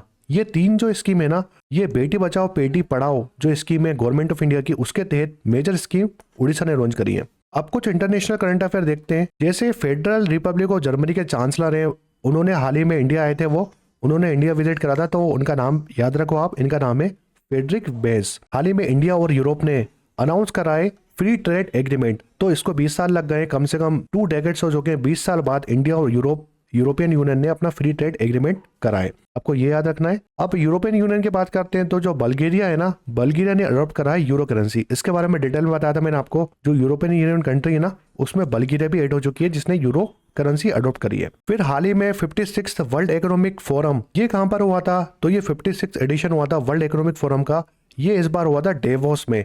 डेवोस क्लस्टर जो कि स्विट्जरलैंड में, वहां पर इसकी थीम थी स्पिरिट ऑफ डायलॉग्स। हाल ही में नए प्रेसिडेंट गिनी के अपॉइंट हुए हैं। तो नए प्रेसिडेंट कौन बने गिनी के? तो इनका नाम है मामादी दुम्बुया। मामादी दुम्बुया इलेक्ट हुए हैं प्रेसिडेंट ऑफ गिनी के।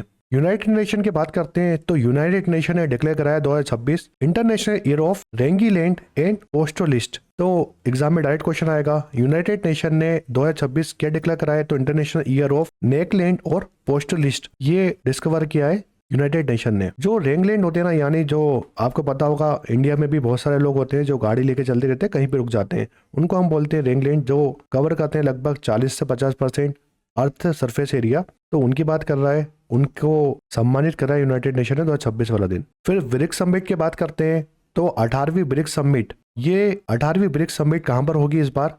ये होगी इंडिया में। तो इंडिया कंडक्ट करा रहा है 18वीं ब्रिक्स समिट। इसमें पार्टनर कंट्री कौन कौन सी हैं? Belarus, Bolivia, Cuba, Kazakhstan, Malaysia, Nigeria, Thailand, Uganda और उज्बेकिस्तान। इजराइल की बात करते हैं तो इजराइल ने होस्ट कराए सेकेंड ग्लोबल समिट। इसकी ये ब्लू फूड सिक्योरिटी जो है ना, सी द फ्यूचर 2026, इसकी जो समिट हुई है ये सेकेंड बार हुई है और इसको इस बार कंडक्ट कराया है इजराइल ने। इंडिया की तरफ से जो ब्लू फूड सिक्योरिटी है ना, इस समिट में इंडिया की तरफ से कौन गया था? तो हमारे जो union minister fishery and animal husbandry के मिनिस्टर हैं राजीव रंजन गए थे इंडिया में इस समिट में, और ये इस बार कंडक्ट कराई थी इजराइल में। फिर अवार्ड्स की बात करते हैं तो सबसे जरूरी जो अवार्ड्स हैं उनको हम पद्मा अवार्ड बोलते हैं। इससे एग्जाम में जरूर क्वेश्चन आता है। तो पद्मा अवार्ड की बात करते हैं। पद्मा अवार्ड जो होते हैं ना, वो 3 टाइप के होते हैं और ये जो इंडिया के सिविलियन है ना उनको मिलते हैं। इंडिया के हाईएस्ट सिविलियन अवार्ड है पद्मा अवार्ड। ये 3 कैटेगरी में मिलते हैं। पद्म भूषण सबसे बड़ी कैटेगरी होती है, हाईएस्ट अवार्ड होता है। Second Padma Bhushan second number, second highest award होता है, और तीसरा होता है पद्मश्री। आपको सिर्फ याद रखना है पद्म भूषण।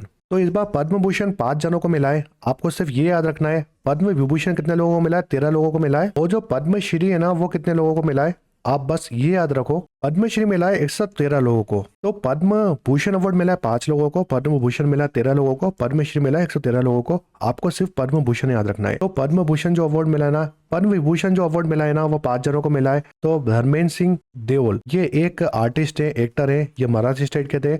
इनको मरणोपरांत ये अवार्ड मिला है। तो ये काफी इंपॉर्टेंट क्वेश्चन है। ये 5 आपको याद होना चाहिए किस किस को मिला है। श्री के थॉमस ये पब्लिक अफेयर फील्ड में इनको मिला है पद्म विभूषण, केरल स्टेट के हैं। मिसेस एन रंजम ये आर्टिस्ट हैं उत्तर प्रदेश के, इनको मिला है। पी नारायण लिटरेचर और एजुकेशन फील्ड में मिला है, केरल स्टेट के हैं। और वी.एस. अच्युतानंदन इनको भी मरणोपरांत ये अवार्ड मिला है पब्लिक अफेयर के लिए, केरल स्टेट के हैं। तो देखिए केरल स्टेट के 3 जनों को इस बार पद्म विभूषण मिला है, आपको याद रखना है। और फिर उत्तर प्रदेश और महाराष्ट्र के 2 जन हैं, तो इनके 5 नाम तो भूलना ही नहीं है, आपको एग्जाम में जरूर आएगा। फिर हाल ही में जो साउथ सेंट्रल रेलवे की इंस्पेक्टर हैं, इनका नाम है अरुणिमा सिंह ठाकुर। इनको एक अवार्ड मिला है president medal of distinguish service के लिए। तो प्रेसिडेंट मेडल है डिस्टिंग्विश सर्विस के लिए अवार्ड मिला है, काफी इंपॉर्टेंट क्वेश्चन है।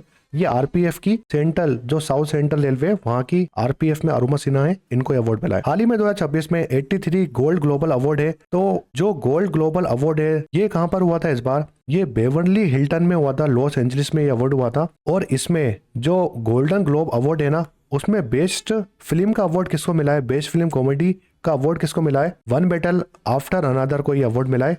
तो ये काफी इंपॉर्टेंट है। फिर कुछ और अवार्ड देखते हैं गोल्डन ग्लोबल अवार्ड में।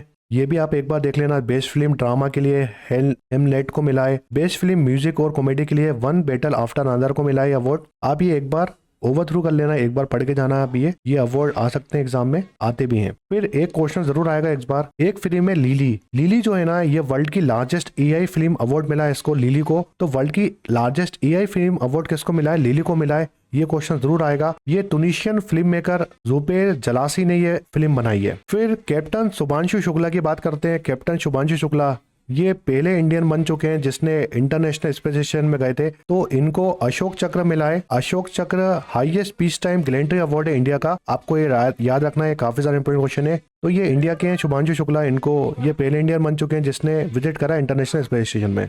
हाल ही में प्रेसिडेंट मुर्मू ने 30 अवार्ड दिए गए। जीवन रक्षा पदक अवार्ड जो है ना, वो 30 इंडिविजुअली पर्सन को दिए हैं प्रेसिडेंट मुर्मू ने। फिर जो सेंट्रल डेवलपमेंट ऑफ टेलीमेटिक है ना, इसको एक अवार्ड मिला है जिसको हम स्कोच अवार्ड बोलते हैं। 2025 के लिए स्कोच अवार्ड किसको मिला है?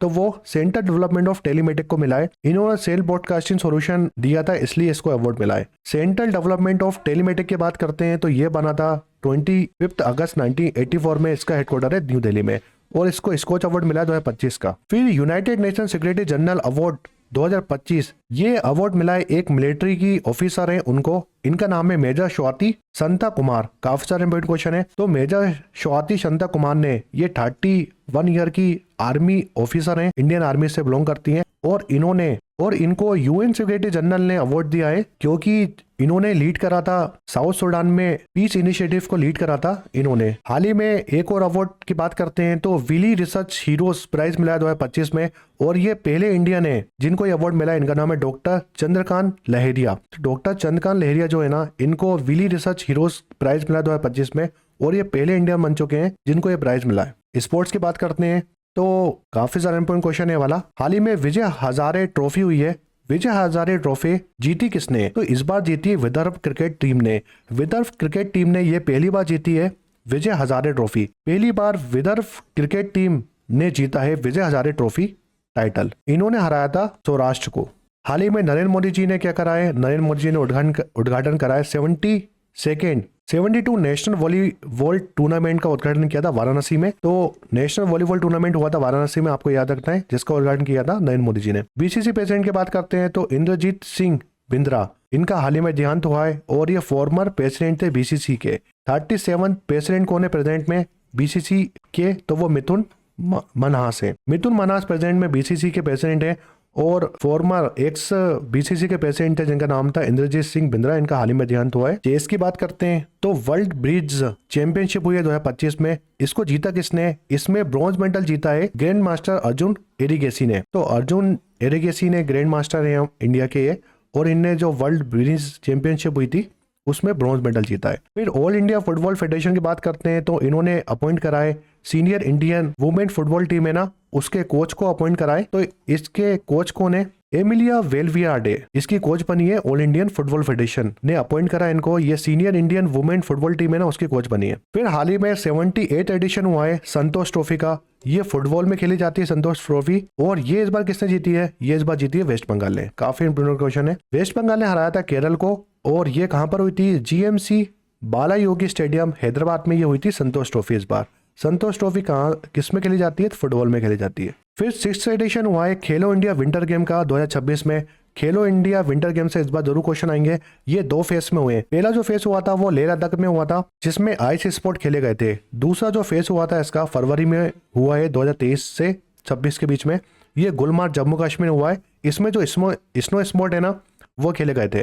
तो 6th एडिशन खेलो इंडिया गेम्स में टॉप जो रैंक है कौन सी स्टेट ने टॉप कराए? वो हरियाणा ने कराए, सेकंड लद्दाख ने, थर्ड में महाराष्ट्र। जो लेह लद्दाख के गेम हुए थे फर्स्ट फेज में वो कौन से स्टेडियम में खेले गए थे? तो एनडीएस स्टेडियम, गुपेक पौंड और एलएसआरसी आर्मी रिंक में ये खेले गए थे। गुलमार्ग के जो गेम हुए थे ना वो कंगदुरी फेज 1 और गोल्फ कोर्स क्लब में खेले गए थे गेम।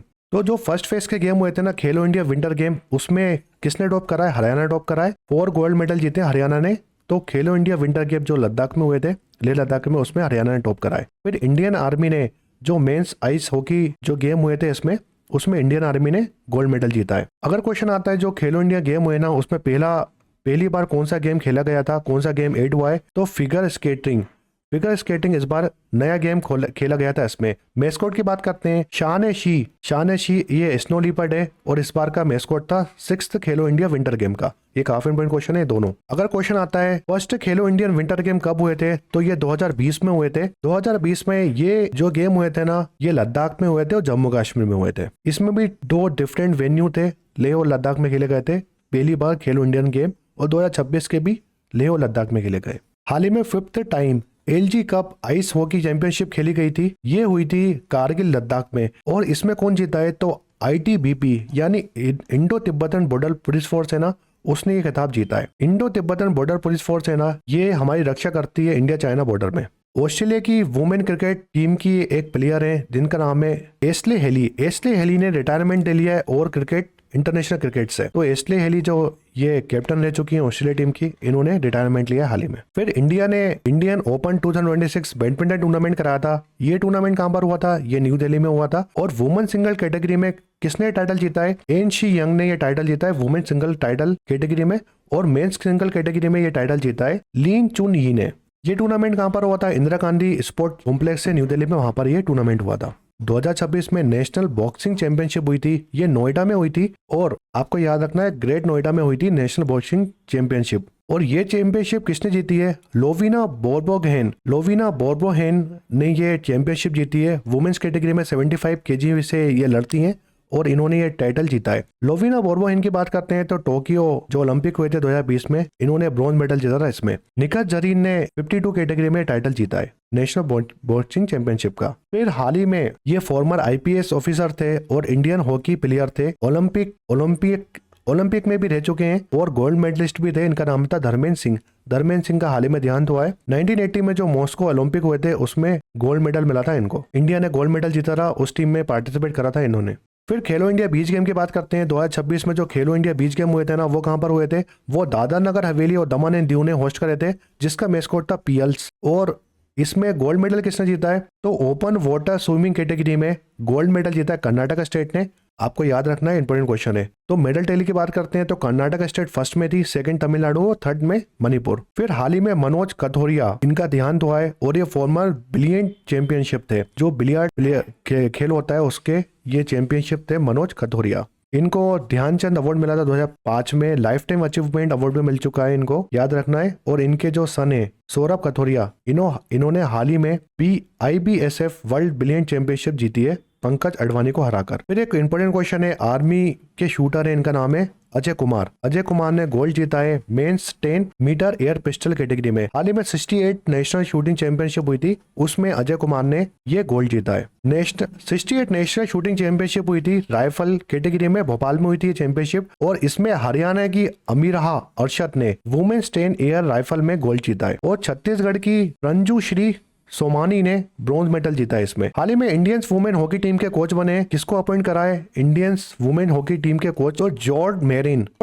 को अपॉइंट करा है इंडियन वुमेन हॉकी टीम के कोच। 4 जनवरी से लेकर 10 जनवरी के बीच में चेन्नई पोर्ट में 11 Indian international young shilling championship हुई थी। तो इंटरनेशनल यंग शीलिंग चैंपियनशिप कहां पर हुई थी? ये चेन्नई पोर्ट में हुई थी। फिर बात करते हैं 44 junior national kho kho championship हुई थी, ये कंडक्ट कराई थी अटल बिहारी वाजपेयी स्टेडियम, जो की गुंजूर बेंगलोर में है। इसमें बॉयज कैटेगरी में टाइटल जीता है कर्नाटक स्टेट ने, गर्ल्स कैटेगरी में टाइटल जीता है महाराष्ट्र स्टेट ने। फिर आपको याद रखना है 58 senior national kho kho championship हुई थी, ये हुई थी काजीपेट तेलंगाना में। हाल ही में न्यूज में रहे इंडियन ड्राइवर, इनका नाम है संजय टाकले ने हिस्ट्री रच दी है। डाकार रैली 2026 में ये रैली इन्होंने फिनिश करी है, तो आपको याद रखना है डाकार रैली में पार्टिसिपेट किया था संजय टाकले ने, और इन्होंने ये रैली, ये कार की रैली होती है, तो ओवरऑल ये 35 नंबर में आए थे इसमें, और इन्होंने ये फिनिश करी है। फिर 69th नेशनल स्कूल गेम हुए थे, ये इस बार हुए थे पंजाब स्टेट में। 69 जो नेशनल स्कूल गेम हुए ना, उसको ऑर्गेनाइज कौन कराता है? तो school game federation of India इसको ऑर्गेनाइज कराता है। और ये जो गेम्स होते हैं ना, वो अंडर 14, अंडर 17, अंडर 19 बॉय और गर्ल्स के लिए होते हैं ये गेम। 69 स्कूल गेम्स जो है ना, वो पंजाब में हुए थे।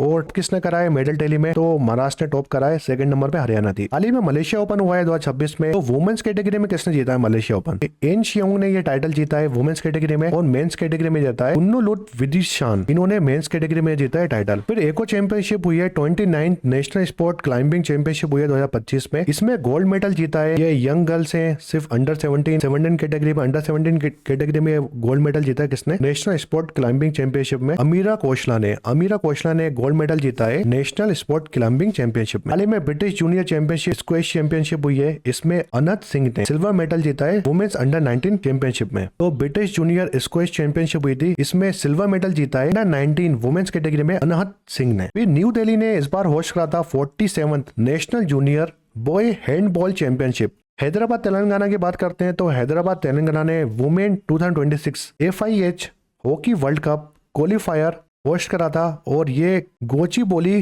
हॉकी स्टेडियम में होस्ट हुआ था। यानी जो फुटबॉल वर्ल्ड कप होने वाला है, हॉकी वर्ल्ड कप, उसके लिए क्वालिफायर के लिए ये गेम ऑर्गेनाइज करा था इन्होंने। फिर बात करते हैं 92nd इंडिया के चेस ग्रैंड मास्टर कौन बने? आर्यन वासने 92nd इंडियन के चेस ग्रैंड मास्टर बने। अपॉइंटमेंट्स की बात करते हैं तो सेंट्रल विजिलेंस कमीशन की बात करते हैं तो एक तो इसके चेयरमैन होते हैं सेंट्रल विजिलेंस कमीशन के, और 2 इसमें मेंबर्स होते हैं। तो हाल ही में एक मेंबर को अपॉइंट करा जिसका नाम है प्रवीण वशिष्ठ। अगर क्वेश्चन आता है कि सेंट्रल विजिलेंस कमीशन के चेयरमैन कौन है, तो इनका नाम है प्रवीण कुमार श्रीवास्तव। प्रवीण कुमार श्रीवास्तव जो है ना, ये central vigilance commission of India के चेयरमैन है। सेंट्रल विजिलेंस कमीशन बना कब था? ये बना था 1964 में, और ये क्या करती है, जो गवर्नमेंट में करप्शन होता है ना, उसको रोकने के लिए बॉडी बनाई गई थी। और इसमें 2 विजिलेंस कमीशन होते हैं, एक तो सेंट्रल विजिलेंस कमीशन होता है इंडिया का, और इसमें 2 विजिलेंस कमीशन होते हैं, यानी 2 मेंबर होते हैं इसके नीचे, 2 जन काम करते हैं इसके नीचे। तो हाल ही में जो सेंट्रल विजिलेंस कमीशन है इंडिया के, उनका नाम है प्रवीण कुमार जी, इनका नाम बिल्कुल मत भूलना। हाल ही में जो साउथ वेस्टर्न एयर कमांड है ना, उसके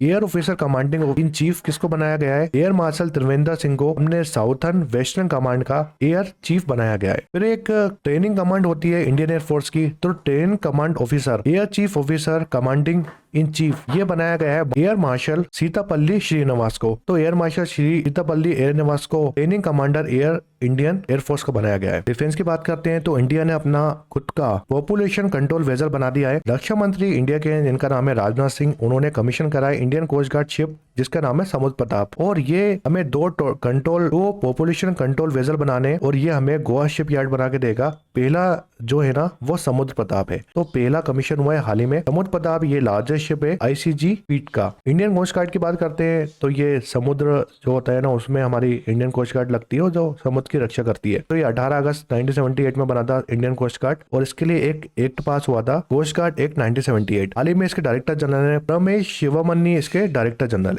हाल ही में DRDO जो ऑर्गेनाइजेशन है उसकी एक लेबोरेटरी है जिसको हम defence research and development laboratory बोलते हैं। इसने हाल ही में ग्राउंड टेस्ट कराए स्केम जेट फुल स्केल कॉम्बेस्टर का। तो स्केल जेट फुल स्केल कॉम्बेस्टर का टेस्ट करा था DRDL ने। हाल ही में DRDO ने एको टेस्ट करा है। DRDO ने बना दिया है अपना main portable anti tank guided missile, यानी ये आपको देख रहा हो ये एक आर्मी ऑफिसर है और ये मिसाइल पकड़ा हुआ है। तो ये मिसाइल DRDO ने बनाई है, इससे आप टैंक को उड़ा सकते हो। जो टैंक वगैरह आएंगे उसमें आप हमला कर सकते हो जिससे टैंक उड़ सकता है। तो main portable anti tank guided missile बनाई है DRDO ने, और इसको टेस्ट करा था हाल ही में KK रेंज अहिल्यानगर महाराष्ट्र से। हाल ही में जो चीफ है हमारे डिफेंस स्टाफ जनरल जिनका नाम है अनिल चौहान, उन्होंने रिलीज करा है military quantum mission policy framework. तो हमारे मिलिट्री क्वांटम मिशन होने वाले हैं उसका पॉलिसी फ्रेमवर्क रिलीज करा है अनिल चौहान ने, और ये चीफ ऑफ डिफेंस है। इंडियन आर्मी ने 2026 डिक्लेयर करा है year of networking and data centricity को। तो डेटा सेंट्रिसिटी और नेटवर्क के लिए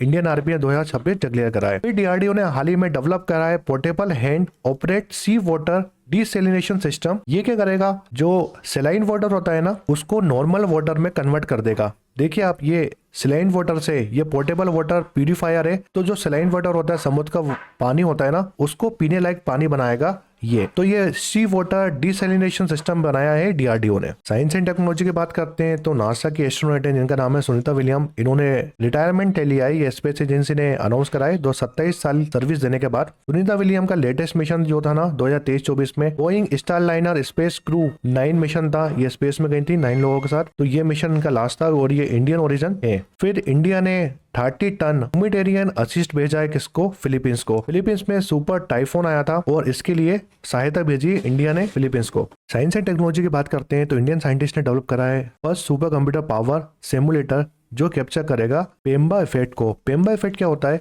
पेम्बा इफेक्ट ऑब्जर्व करा है इन लोगों ने। जो वेरी हॉट वाटर होता है ना और वेरी हॉट लिक्विड होता है और कोलोइड लिक्विड होता है वो ज्यादा तेज से फ्रीज होता है कोल्डर के मुकाबले। तो ये इन्होंने करके दिखाया है। तो इंडियन साइंटिस्ट ने डेवलप करा है फर्स्ट सुपर पावर सिमुलेटर। इसमें इन्वॉल्व कौन था, तो Jawaharlal Nehru centre for advance scientist research इसमें इन्वॉल्व था। तो ministry of electronics and information technology की बात करते हैं, इन्होंने अपने एक सुपर कंप्यूटर लॉन्च करा है जिसका नाम है परम शक्ति। परम शक्ति जो लगाया ना इन्होंने, ये लगाया IIT मद्रास में, यानी Indian institute of technology Madras में इसको लगाया परम शक्ति को। इसको बनाया किसने, मिटी ने। मिटी ने इसको लॉन्च करा है। आपको पता है परम 800 फर्स्ट सुपर कंप्यूटर था इंडिया का, एक काफी इंपॉर्टेंट क्वेश्चन है। फिर इंपॉर्टेंट डेज की बात करते हैं, जनवरी के इंपॉर्टेंट डे। 1 जनवरी को 68 फाउंडेशन डे बनाया है किसने, DRDO ने। 4 जनवरी को वर्ल्ड ब्रेल डे बनाते हैं हम। 5 जनवरी को नेशनल बर्थडे बनाते हैं। 6 जनवरी को world day for war offer बनाते हैं। 6 जनवरी को 9th सिद्धा डे बनाया है। 8 जनवरी को अर्थ रोटेशन डे। 9 जनवरी को प्रवासी भारतीय दिवस, इस दिन गांधी जी आए थे साउथ अफ्रीका से। 10 जनवरी को वर्ल्ड हिंदी डे बनाते हैं। वर्ल्ड हिंदी डे और नेशनल हिंदी डे में कंफ्यूज मत होना, दोनों अलग अलग है। फिर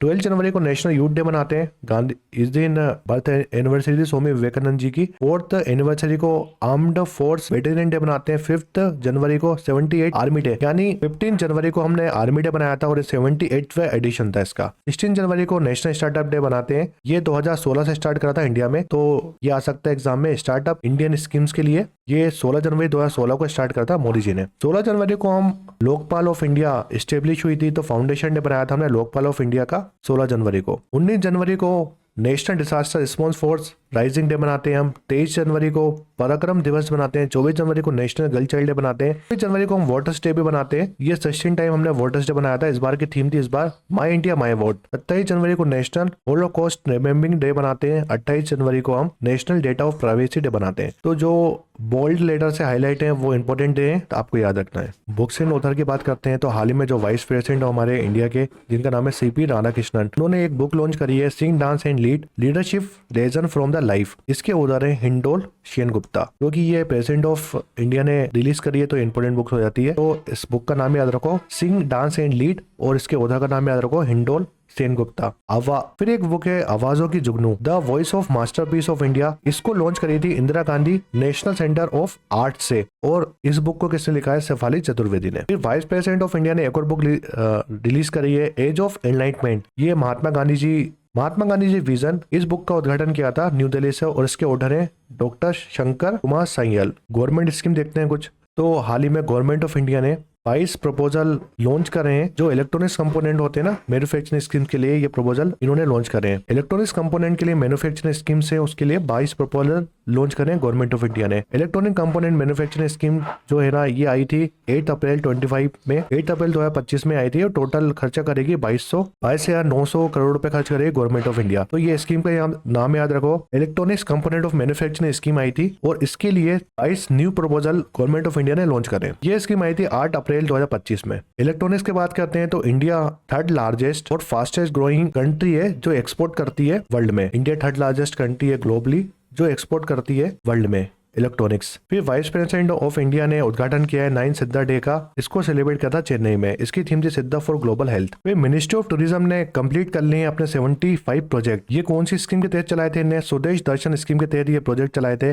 स्वदेश दर्शन स्कीम आई थी जनवरी 2015 में। तो टूरिज्म सर्किट को डेवलप करने के लिए स्कीम लॉन्च करी थी मोदी जी ने। हाल ही में यूनिट कैबिनेट ने अप्रूव कराए जो अटल पेंशन योजना है उसको 2030-31 तक कंटिन्यू रखेगी यूनियन कैबिनेट। तो अटल पेंशन योजना फाइनेंशियल 30-31 तक कंटिन्यू रहेगी। काफी इंपॉर्टेंट क्वेश्चन है। अटल पेंशन योजना है ना, ये 9 मई 2015 में स्टार्ट की थी मोदी जी ने। जो ओल्ड एज पर्सन होते हैं ना, उनको सिक्योर करने के लिए, उनके सिक्योरिटी बढ़ाने के लिए अटल पेंशन योजना चलाई थी गवर्नमेंट ने। तो अटल पेंशन योजना है ना, उसमें मिनिमम पेंशन आपको मिल सकती है 1000 से लेकर 5000 पर मंथ आफ्टर 60 ईयर। आपके कॉन्स्टिट्यूशन यानी आप कितना पैसा जमा कर रहे हो अभी उसमें, उसके हिसाब से आपको जब 60 साल के हो जाओगे तो आपको पेंशन मिलेगी 1000 से लेकर 5000 तक का। फिर एक स्कीम है सुकन्या समृद्धि योजना। इसको 11 साल कंप्लीट हो चुके हैं। ये स्कीम लॉन्च कब करी थी गवर्नमेंट ऑफ इंडिया ने? तो 22 जनवरी 2015 में लॉन्च करी थी, और बेटी बचाओ बेटी पढ़ाओ कैंपेन के तहत ये स्कीम लॉन्च करी थी गर्ल चाइल्ड के लिए। तो सुकन्या समृद्धि योजना में अगर आपकी बच्ची 10 साल की या उससे कम की है तो आप पोस्ट ऑफिस में जाकर उसके लिए अकाउंट खुलवा सकते हो, वहां पर पैसे डिपॉजिट कर सकते हो। एक और गवर्नमेंट की स्कीम है बाल विवाह मुक्त भारत। गवर्नमेंट ने बाल विवाह को बंद करने के लिए एक स्कीम चलाई थी। तो इसमें 10% 2026 में जो चाइल्ड मैरिज होती थी उसको कम कर दिया है, और हमें चाइल्ड मैरिज फ्री करना है इंडिया को 2030 तक। रिपोर्ट और रैंकिंग की बात करते हैं तो हाल ही में एक रैंक आई है, इंडेक्स आया था एक्सपोर्ट प्रिपेयर्डनेस इंडेक्स। ये 2024 के लिए आया था। तो ये पब्लिश करता है नीति आयोग। इसका फर्स्ट एडिशन कब आया था एक्सपोर्ट प्रिपेयर्डनेस इंडेक्स का? ये अगस्त 2020 में आएगा इसका फर्स्ट एडिशन। तो इसमें कैटेगरी के हिसाब से लार्ज स्टेट में किसने टॉप कराए? तो महाराष्ट्र ने टॉप कराए। इसके बारे में मैंने आपको डिटेल में बताया है अपने डेली लेक्चर्स में। तो लार्ज स्केल में टॉप कराए, लार्ज स्टेट में टॉप कराए महाराष्ट्र ने, तमिलनाडु में सेकंड नंबर में तमिलनाडु, थर्ड नंबर पे गुजरात। स्मॉल स्टेट की बात करते हैं तो उत्तराखंड ने टॉप कराया इसमें। फिर निम्बियो ग्लोबल सेफ्टी इंडेक्स आया था, अबू धाबी ने टॉप कराए इस इंडेक्स में। जो निम्बियो ग्लोबल सेफ्टी इंडेक्स होता है ना, उसमें ये बताता है वर्ल्ड की सेफेस्ट सिटी कौन सी है, तो वो है अबू धाबी। अगर इंडिया का पूछते हैं इंडिया की सेफेस्ट सिटी कौन सी है, तो इंडिया 70 नंबर में आती है ग्लोबली, और इंडिया की सेफेस्ट सिटी है मैंगलोर कर्नाटका में। इसको 46 रैंक मिली है। तो इंडिया की सेफेस्ट सिटी है वो है मैंगलुरु, और वर्ल्ड की सेफेस्ट सिटी है वो अबू धाबी है। वर्ल्ड इकोनॉमिक फोरम ने एक रिपोर्ट पब्लिश करी थी, 21st एडिशन रिलीज करा था ग्लोबल रिस्क रिपोर्ट। तो ग्लोबल रिस्क रिपोर्ट देता कौन है? ये देता है वर्ल्ड इकोनॉमिक फोरम। इस रिपोर्ट के हिसाब से इंडियन ग्रोथ फोरकास्ट कितना करा है इन्होंने 25-26 के लिए, वो करा था रिवाइज करा था इन्होंने 7.2, और प्रोजेक्टाइल था जून 25 तक का 6.3। इस लेक्चर के साथ मैंने जनवरी के मंथली करंट अफेयर आपको कंप्लीट करा दिए हैं। टोटल 4 पार्ट है इसमें, 1, 2 और 3 वाला, और ये 4th पार्ट था इसका। तो टोटल जनवरी के मंथ कंप्लीट करा दिए मैंने आपको। वीडियो पसंद तो लाइक शेयर सब्सक्राइब करेगा, और मैं कंबाइंड वीडियो डाल दूंगा 1 से लेकर 4 के जो वीडियो है ना, ये चारों वीडियो कंबाइन करके एक वीडियो डाल दूंगा। तो आप एक साथ पढ़ लेना वीडियो, थोड़ा लेंथी हो जाएगा मगर काफी इंपॉर्टेंट। अगर आप पढ़ के जाओगे तो 2025 के करंट अफेयर भी आप कंप्लीट कर लोगे अपने। वीडियो पसंद आया तो प्लीज सब्सक्राइब करिएगा चैनल को, और कमेंट शेयर में कमेंट करके बताया वीडियो कैसा लगा, अपने दोस्तों के साथ भी शेयर करेगा। Thanks for watching MCQ.